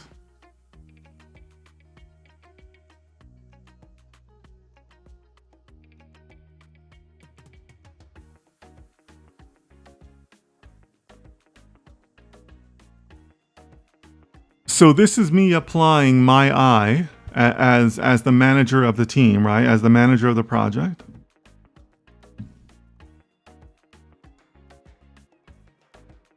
My question, the question in my mind is that this sounds like a little bit of a sales effort when I'm asking about the median salary of people who are potential clients. So the question in my mind is, does this fall in the scope of us doing alpha farming? And I'm tempted to say that this falls outside of the scope of this project. Because ultimately, our replies, our client is the investment firm. Who they sell that to, or even if they decide to go with it, because remember, we don't even know if we're going to have success, is kind of like their concern, not ours. Give me a 1 if you agree with that, or give me a 0 if you think I'm wrong. You know, maybe you do see this in the scope. But that's another thing that a scrum master or your boss might tell you that and say, hey, you know, this is a great story. I love your idea, but it's outside the scope of what we've been hired to do. It's outside the scope of the project. So give me a 1 in the chat if you agree with that. Give me a 0 if you don't, and feel free to share your rationale if you'd like. You know, I'm not going to call on you, but if you want to share your rationale, let me know that too. But, you know, great story, but not necessarily something that your boss is going to want to commit to, right? So what do you guys think? So Sadowinski said 0. Okay, so they think, so that means you think it is in scope. Okay. Anybody else? So give me a 1 if you think it's out of scope. Give me a 0 if you think it's in scope.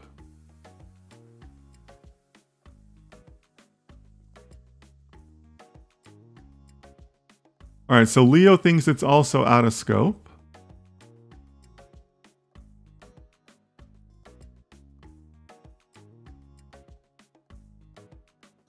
Anybody else? We got a tie so far. Okay, Sadowinski meant to say that they're out of scope. Okay. Okay, so yeah, it looks like, yeah, out of scope is probably it, right?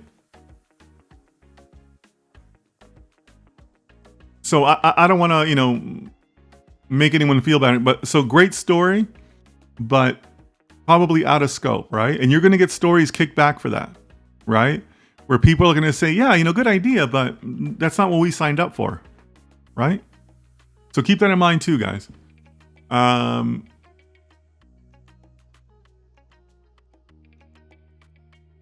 So now let's talk about this one. Great story. I love the way it's laid out, right? Perfect use of the format.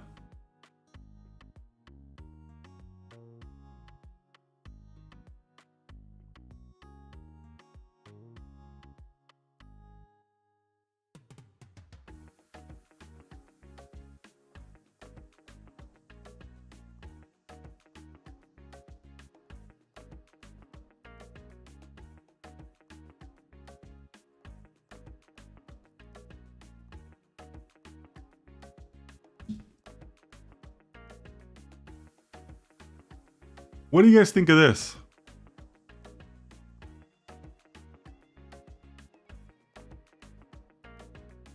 My concern with that story is that K&N is a little bit too specific. Because remember, we haven't talked about tasks yet, right? Stories is not the last one. You're still going to define your tasks.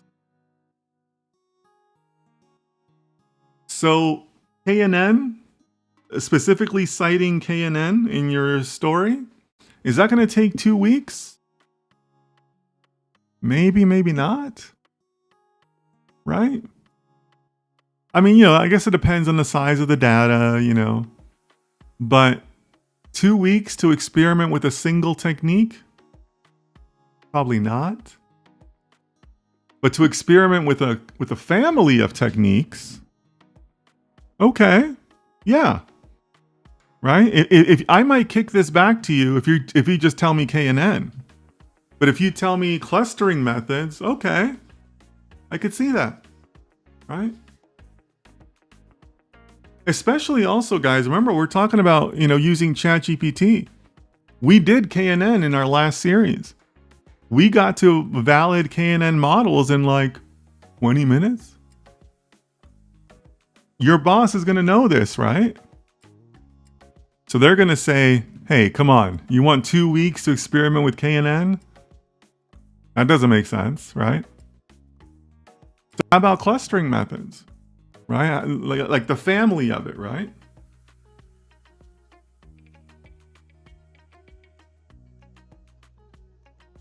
What do you guys think about that? I think clustering for 2 weeks is a little bit more realistic than just K&N for those 2 weeks. Are you guys on board with that?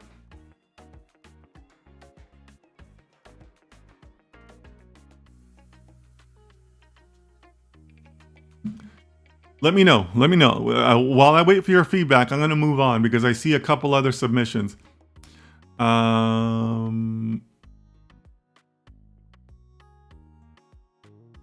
So I think I stopped here at Lakshmi's submission. Yeah, let me focus on Lakshmi's latest submission. As a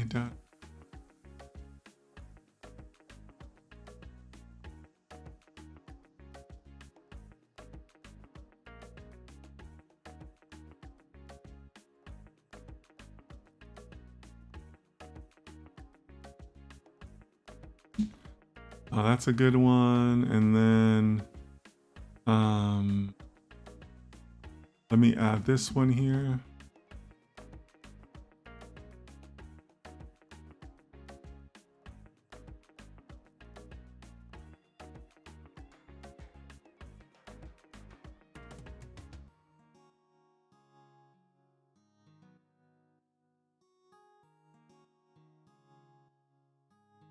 And I think Rohan also had one.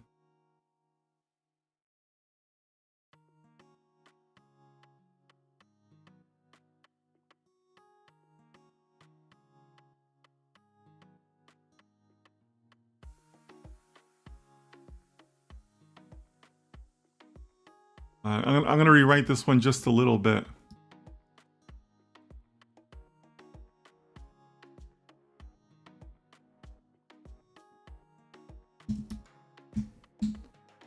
All right, so I really like these last three, guys. I think these last two. I added the third one, but I really like these.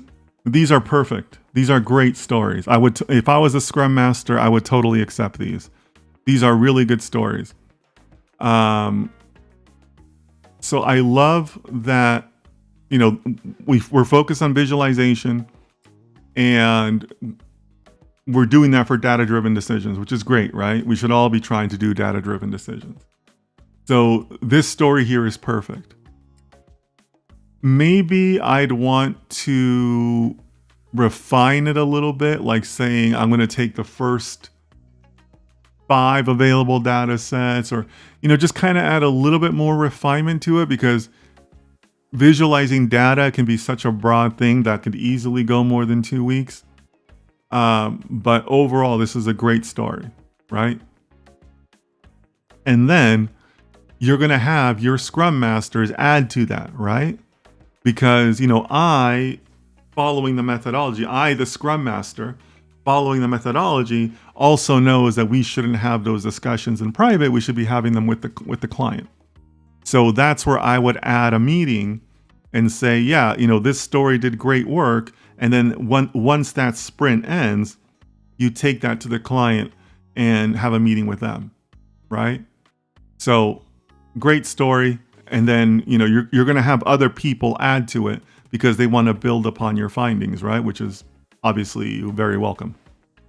All right. And then this one, as an ML engineer, I want to discuss model selection with the team so initial training and testing can begin. Perfect, right? You're gonna be open to the team's thoughts, right? You're gonna be saying, hey, we're finally at a stage where we're ready for machine learning, for modeling, and I want to have a meeting. I want to say, hey, these are my thoughts. What do you guys think? They give me feedback. We decide on a plan. Okay, we're gonna go in order of 1, 2, 3, 4.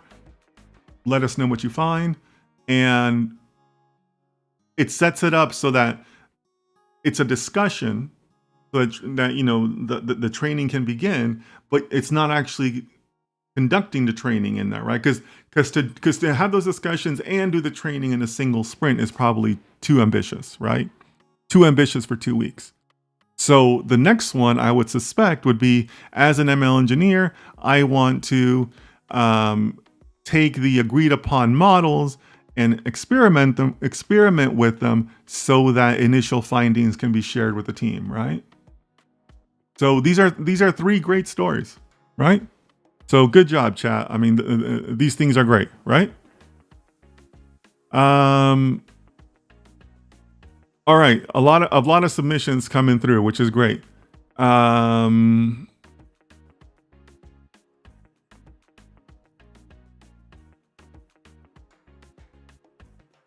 Yeah, this is another good one.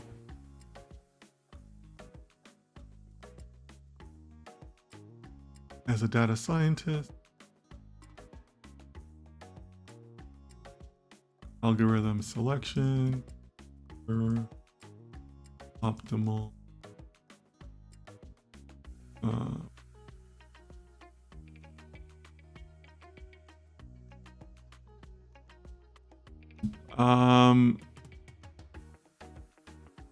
So I like this one, but yeah, so good job on this one, Usman.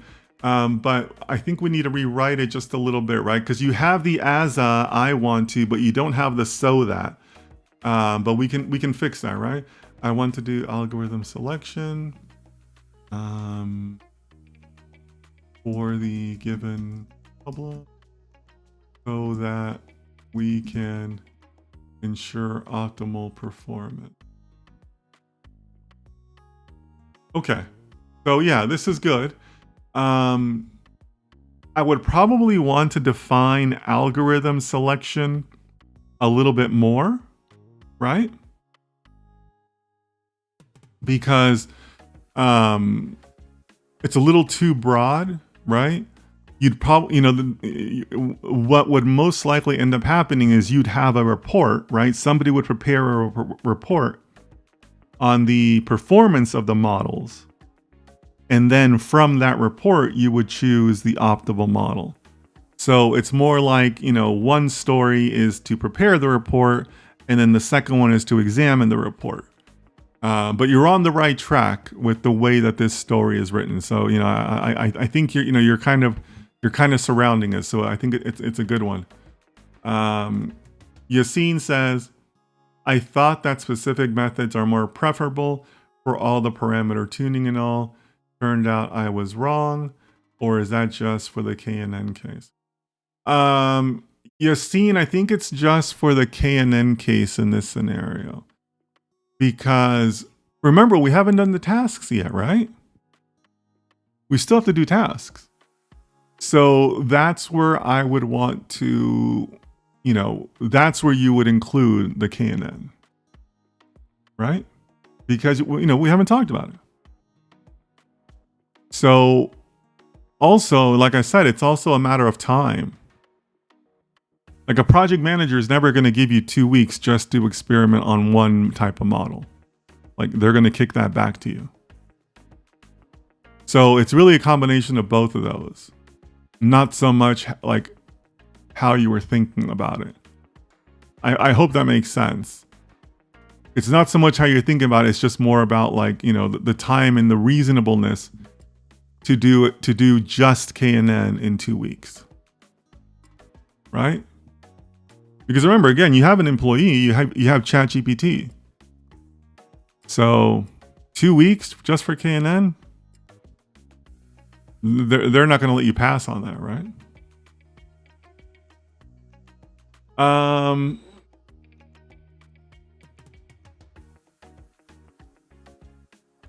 Let me look at some of these other ones.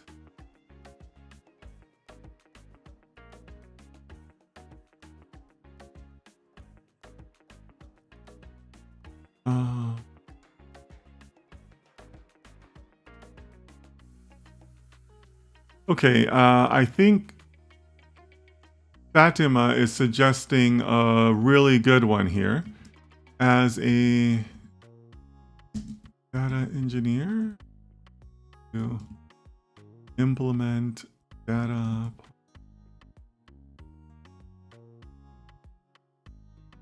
partitioning in our storage so that query performance optimized. That's a really good one, Fatima. That's a really good one. This is something that gets often overlooked, right? And my only comment on this one, this is probably more of like a DBA task than it is a data engineering task, or maybe even a systems engineer. But otherwise, great story, right? It's great that we are thinking about this because, you know, this is really not a data science task, or at least it's not exclusive to data science. A lot of teams need this, right? But it adds to our timeline, right? Like as a project, to deliver on time, we have to consider stuff like this, right? It would be a mistake on our parts to ignore stuff like this. So this is something that, you know, none of us would do. You know, we would give it, you know, maybe it's like a ticket or a service request to another department, but it's time. It's time that we're going to invest. It's time that's going to slow us down if we don't account for it, or if it's not done on time, or, you know, whatever the case may be, right? So yeah, so I love that you're thinking about that, Fatima. That's really important to account for those types of things, okay?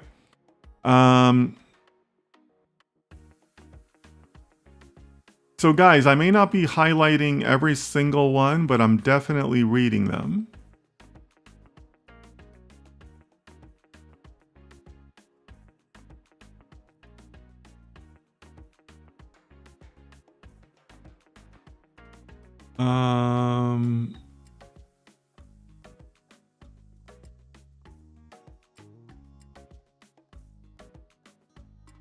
So coding mood, as an ML ops engineer, I want to Dockerize a project so that there is a streamlined and consistent development environment across all systems. Yeah, I like that. I like that one. I like it as a thought. I'm just wondering if that's more of a story or a task. But again, I love that you guys are thinking outside the box, right? You're thinking about the project on a holistic level, which is great, right? Really appreciate that out of all of you. I'm just having trouble whether it's a task or a story.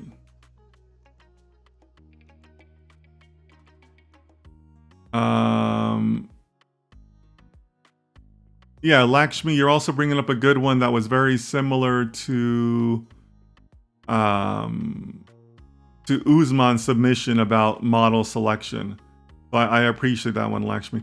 All right, you know what, guys? Let's move on. I want to go ahead and start talking about tasks. You guys are doing a great job of the stories, right? I think you're slowly starting to get the hang of it, which is great, right?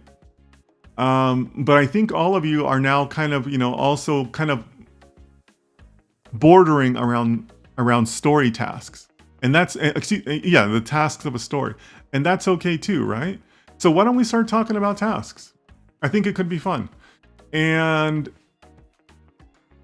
I think that let's focus on Yassine submissions. Because I think Yassine's submission they're really good. So Yassine, maybe as we walk through this, you'll be able to identify what I mean by saying that KNN might be too specific. Okay? So we're going to go ahead and put this one to the side.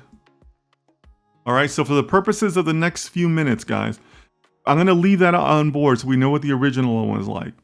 But let's focus on this bolded item because this is our story. And I think it's a well-written story, right? And it's very much in the spirit of what Yassine originally wrote.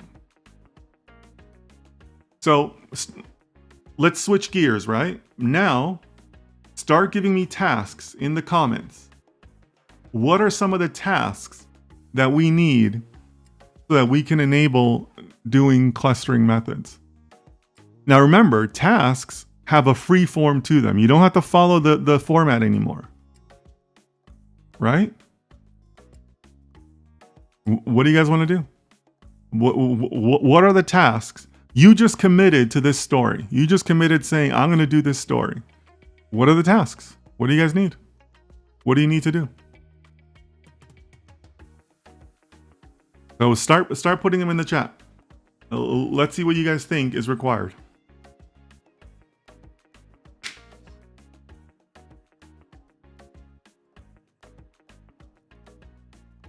We're coming up on 2 hours. You guys are amazing. You guys are amazing.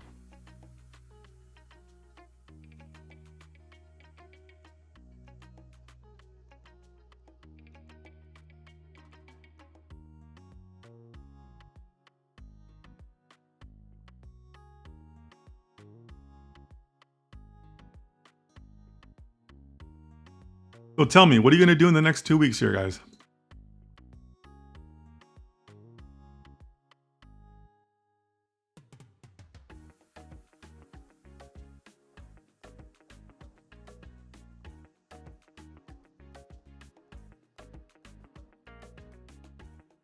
Sadowinski, you're on the right track, but we're assuming structured numerical data for the purposes of our project, right? We're working for a financial firm.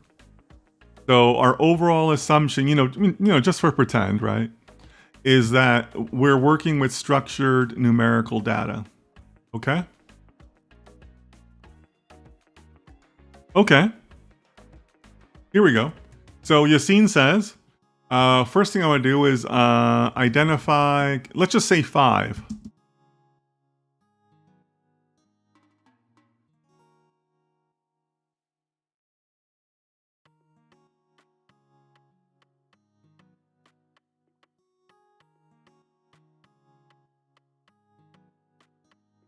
What else, guys?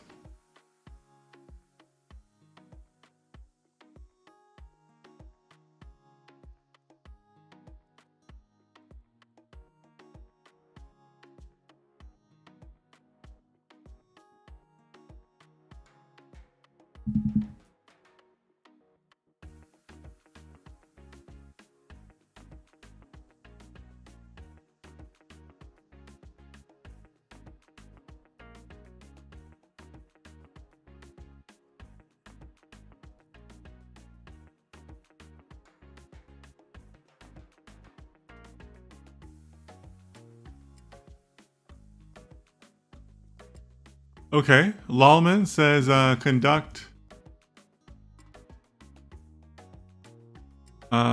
data cleaning and feature engineering. Great one, right? I love that one. Okay, Yassine says I want to build a log, right? To keep track of experiments, right? Okay, cool. Okay, Leo, build in. We're gonna call it data enrichment, Leo, because we kind of take data wrangling and enrichment, all of that. Build in data enrichment. Yeah.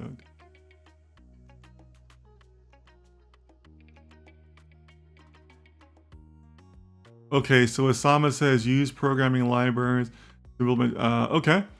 Yeah. So how do we capture that? You use sklearn to code five clustering methods. Okay. You can do that. How about this one, guys?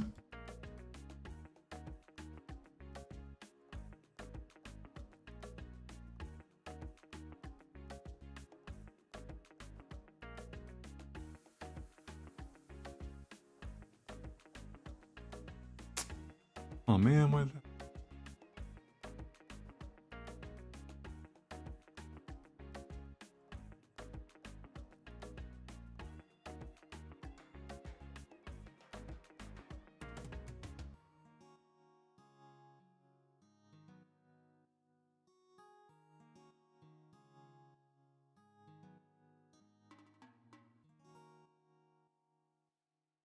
We haven't obtained the data, right? So don't forget that.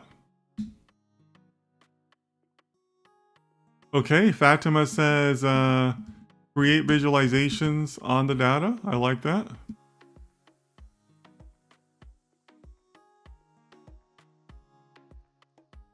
And we'll just say for skewness and outliers, right?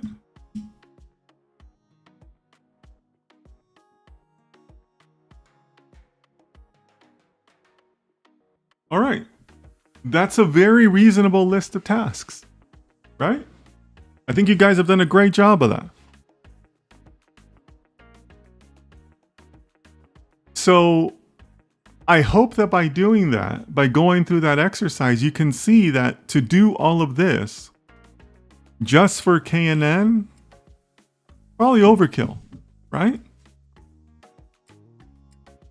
But doing it for clustering methods in general, that's a lot more reasonable, right? Okay, Cody Mood is saying compare different algorithms. Yeah, that's a great one to finish off with, right? So we already built in the logging, right? In a previous task.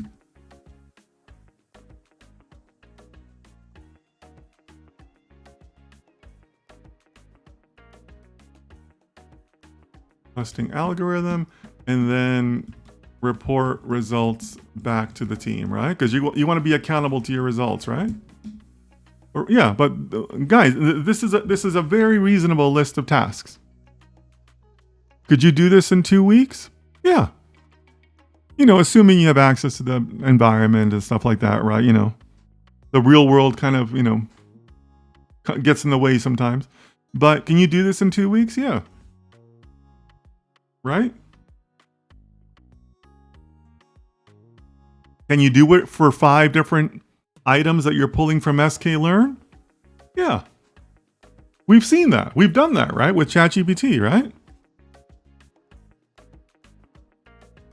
So this is a very reasonable story and tasks for that story. Like, I would accept this. If you were on my team and you say, hey, this is a story I want to do, and these are the tasks that I've identified, I'd sign off on this. I'd say, yeah, sure, go for it. Right? So this is the kind, this kind of, I hope this kind of like completes the picture for all of you, right? Because all of you have done a great job of suggesting the stories. But it's a single story.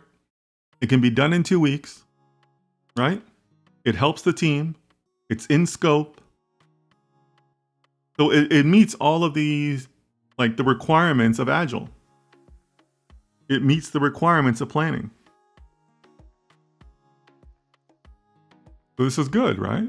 I mean, this moves the team forward. This helps the team when you're taking on stories like this.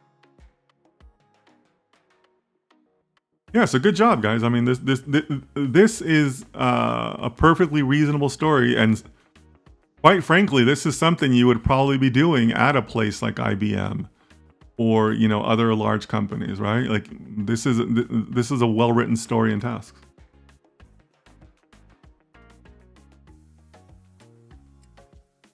All right, so good job. So last thing I want to touch upon, because I promised this to you guys in the presentation. So we're gonna say in a brainstorming meeting, you would sit here and you would write literally dozens and dozens, if not hundreds, of these stories. Okay? How do you assign these stories? Like if I'm a project manager, right? If I'm the chief data scientist, who's taking on the stories? Just because you suggested it doesn't mean you're going to be taking it on. All right? Some of these, are specific to me or certain roles, right? Like I'm the one that's going to be doing the meetings and all that. But let's stay focused on this one. As a data scientist, I want the data available so we can experiment with KNN or with clustering methods. Sorry, with clustering methods, right? A lot of you on the team could take that, right? Yassine suggested it, and it's a good story. That doesn't mean Yassine's going to have to do it.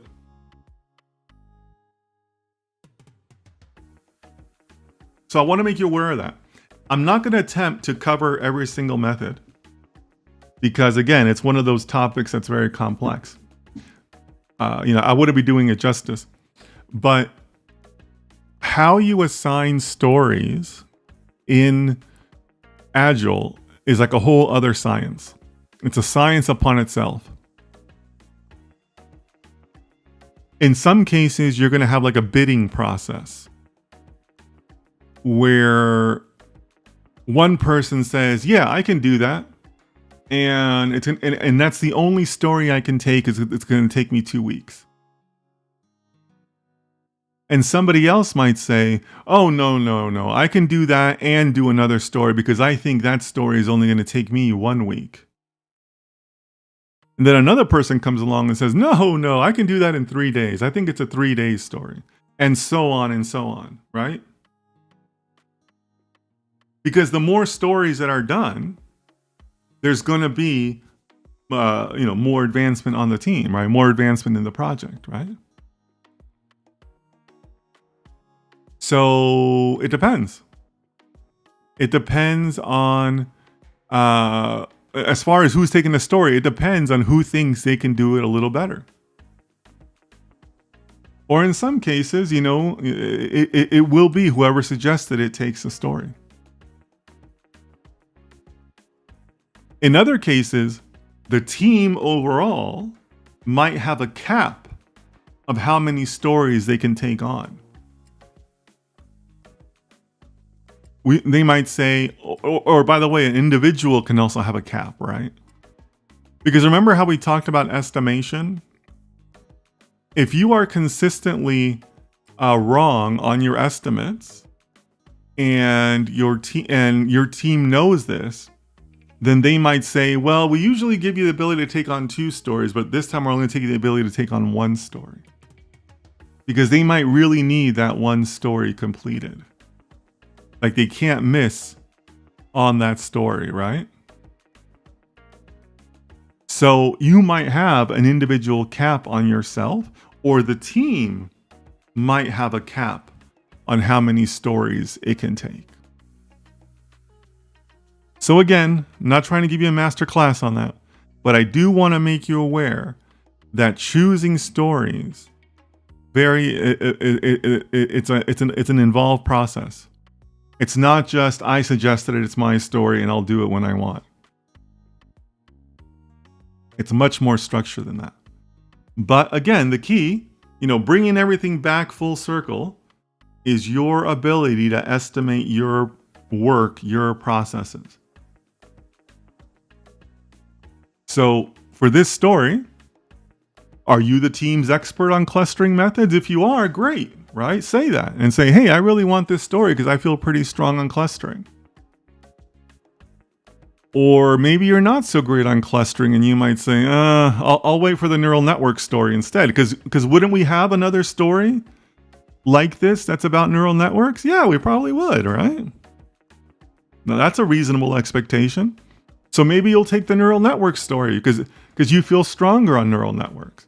And you express that during the team meeting. Like, hey, I think I can finish this faster than anybody else. That's your bidding, right? That's what you're bidding. Because I feel strong on neural networks, I want to do this. Right? So I want you, so again, it wouldn't be fair for me to just, leave you like this. I want you to understand that picking stories is like a whole other ballgame. Right? And that's okay. It's all part of agile planning. Don't take it personally if you don't get every story you want. It's just the way that you do agile. All right? So I think that's where I want to close off as far as the instructional side of agile. I'm happy to take the questions, your questions, because I know that we've covered a lot. But I think that I've given you a pretty solid foundation for you to be able to talk about this in your interviews. And, well, first of all, keep on developing your skills with this, right? Whenever you work on something, you read an article, you're going to do something, think about what the story would look like for that. Measure yourself on your progress. I said I could do this in 2 weeks. Did I actually do it or not? That is by far the best way you could help a team when you first join them, okay?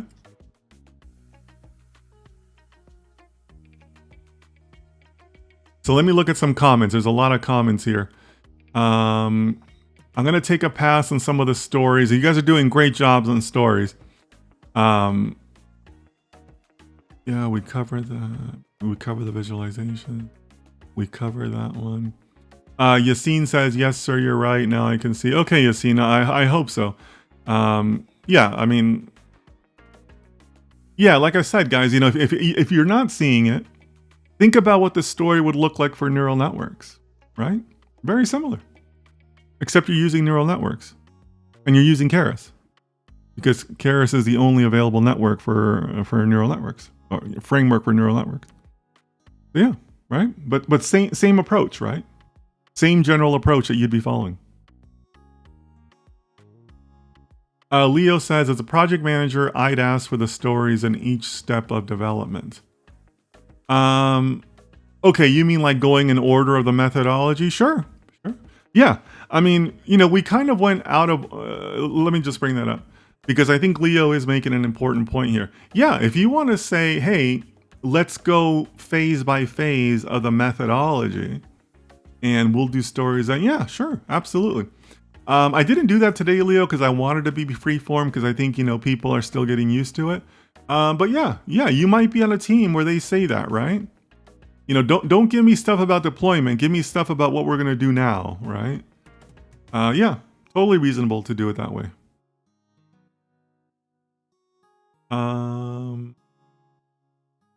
Leo says, and then I would assign them to the individuals. That's just my opinion. You'll get these assignments as the project develops. Right? Because, people have vacations. People are going to be sick. People are going to be slow. People are going to be fast. You just can't do it that far ahead of time. Right? It's like that old saying in boxing, right? Everybody has a plan until they get hit, right? I could assign a story to you that's going to be done a month from now, but who knows? You might get sick. You might, be out or whatever, right? So... yeah, fun. The world's a funny place, things happen. Fatima says, can 2 people work on a single story? Good question, Fatima.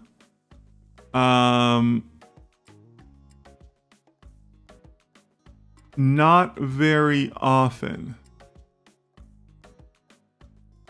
You can have 2 people working on tasks, but usually one person alone is responsible for each story. Yeah, it's usually one person per story. You can have people working on different tasks or collaborating on tasks, but not stories, Fatima. Not stories. Good question. Good question. And by the way, that brings up like a whole other set of things. If you're really interested in this, Fatima, look up Google Agile and then pair programming, because pair programming is a thing in Agile, in some versions of Agile, not in Scrum, but in some versions of Agile, there's something known as pair programming, and that'll help you understand your question a little bit more. Okay. So Ashley says, thank you, Dennis. This was by far the most insightful in session I've had as a newbie at data science. Oh, thank you so much. Really appreciate that. Yeah, Ashley, I know it's your first time. So, just so you know, on my content, I don't sell any trashy courses. I hate those idiot influencers that give you bad information. I give you real world information. So I hope that's what you got out of it, because, this is how it's done. Rex asks, how much does company politics play when assigning stories and tasks? It depends. It depends. It just depends on the quality of your team, Rex.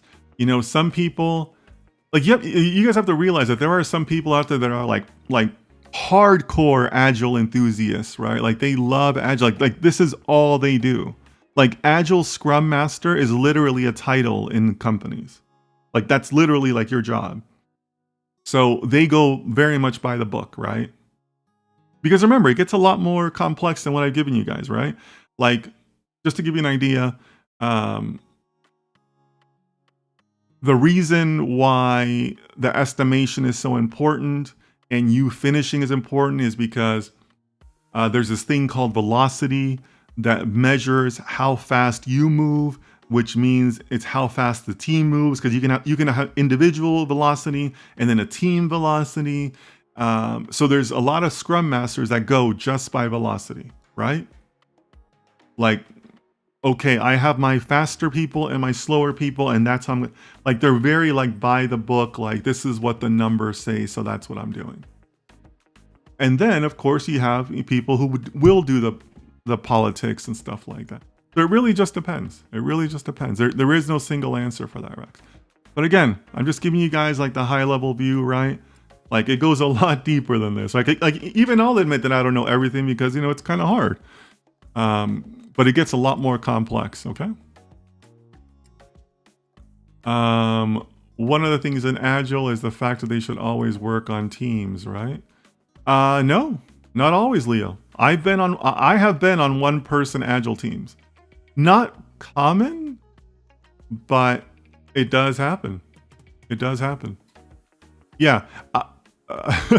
I was in a very unique situation at IBM once where I was my own team and my own Scrum Master, because it was a one-person team. When I was at IBM my first time, I became a specialist in a very like esoteric type of software package. So I would be assigned to work with teams who just needed like that one specialty. So yeah, like you can have like specialists who are like, like they know what they're doing, they're advanced in their career, and you can make them one person agile teams. That does happen. Not common, but not rare.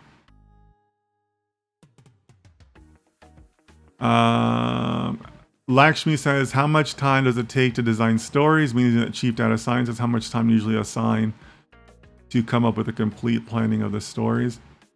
It can take a while, Lakshmi. It can take a while, but it's the first thing you do. First thing you do is you sit down and do your stories. And like I said, when I'm doing one of those teams, or when I'm doing one of those meetings, pack a lunch. Pack a lunch. It's like I would expect to walk out like at a place like IBM when it's like where it's like a lot of things to, like complex projects. You're gonna have like a couple hundred stories, right? It's a long day. A long day. Rahul says, if the story fails, your story ends. No, No. The short answer is no. The complex answer is that there's something known as carryover in Agile, where you have to carry over a story from one sprint to another one. But you better have a really good reason why that's the case. Because if you don't have a good reason, that means your planning failed, right? You had a bad story to begin with. So no, it doesn't end. It's known as carryover. So if you want to Google that, Google Agile carryover. But generally, that's something you want to avoid. Okay?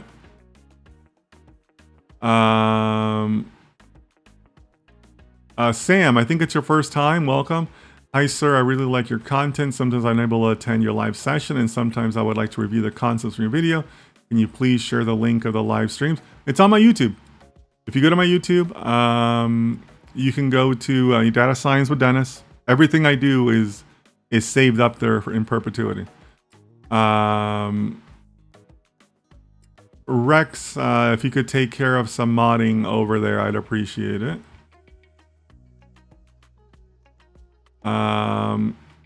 Coding Mood says, how frequently is Agile used? What are the other alternatives? Actually, give me just a second here,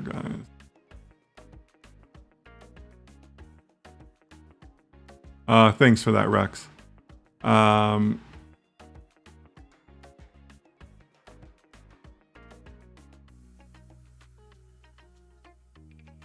Sorry, I forgot where I was. Sorry, I got thrown off there, guys. Yeah, so how frequently is Agile used? What are the other alternatives? Yeah, great question, Coding Mood. In software development, highly popular. So generally speaking, you're going to hear about two things. You're going to hear about Agile methods and waterfall methods. So Agile methods is what we covered today. The other method is waterfall methods.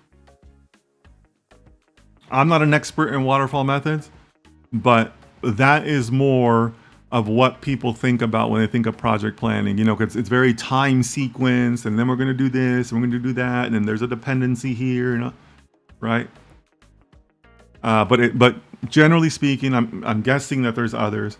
You're going to hear about Agile or waterfall, but it's much more common to find software development and data science teams that work under Agile. If you're doing more like BI development or just like traditional business projects, you know, if you decide to leave data science, you're going to find waterfall methods. That's the name of it. Leo says siloed production environments, which is not common anymore. Sorry, Leo, I'm not 100% sure what you were referring to there. Lawman says, great content. Thank you. I appreciate that. Yeah. Again, guys, maybe not the standard, data science stuff, but this is how it's done, right? And like I said, maybe it will help you guys think about your projects, even your hobby stuff, right? Excuse me. Even your hobby stuff at home, maybe think about it a different way. What would the story for this look like? What would the tasks for this look like? Right? Start thinking about that. It's going to help you. I guarantee you that this is one of those things that you can walk into an interview or whatever and say, yeah, I'm familiar with Agile. I can write my own stories. I can write my own tasks. No problem. That's going to make you guys stand out, right? Because that tells me, the hiring manager, that you're ready to go on day one, right? Only when Fatima says, only when we were using it could one of us assist another if they encountered a problem with their story. So it wasn't a professional approach.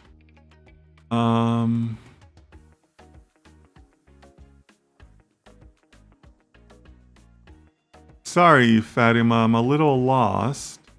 I know you were asking about multiple people working on a story, and I told you that they could work on a task.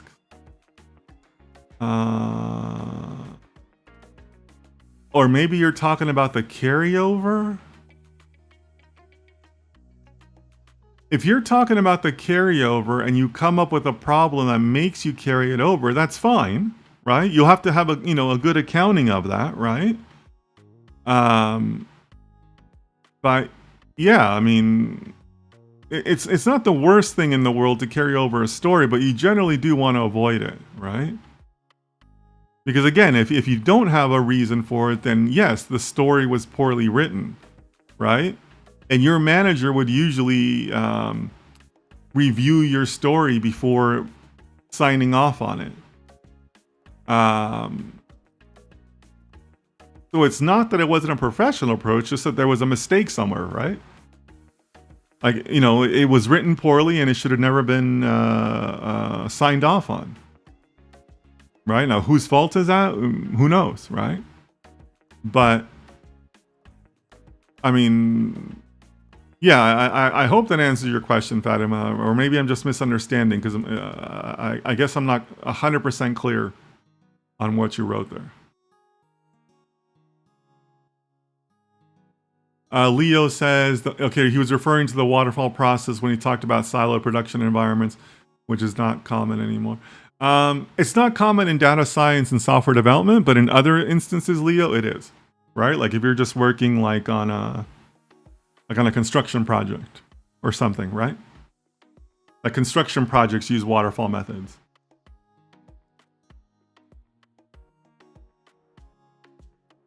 But again, in that scenario, I'm talking about somebody who decides to leave data science, you know, and go do something else or whatever.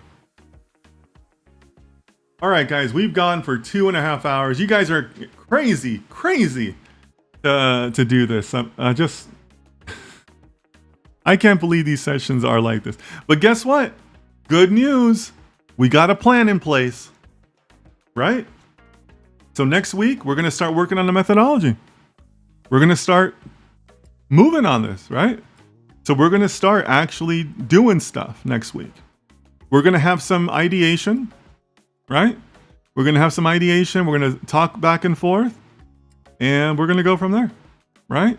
So I'm looking forward to next week's session, and I hope you guys can see the progression that we're building on. We got a contract. We got our plans in place. We're more educated on Agile now. You know, feel free to educate yourselves further. Highly encourage that. And we're going to go from there. Lakshmi's closing statement here. Really structured session as always. Thanks for sharing the meaningful insights. Same time, keeping it simple. I appreciate that, Lakshmi. That's one of my skills that I take pride in. You know, I can break things down. But yeah, if you guys found that helpful, really appreciate it. It means a lot to me. But you know, I stream every day, 1500 GMT. I know some of you are there every day, so really appreciate your support. And as always, you know, please take care of yourselves. Please take care of your families, and I'll see you next time.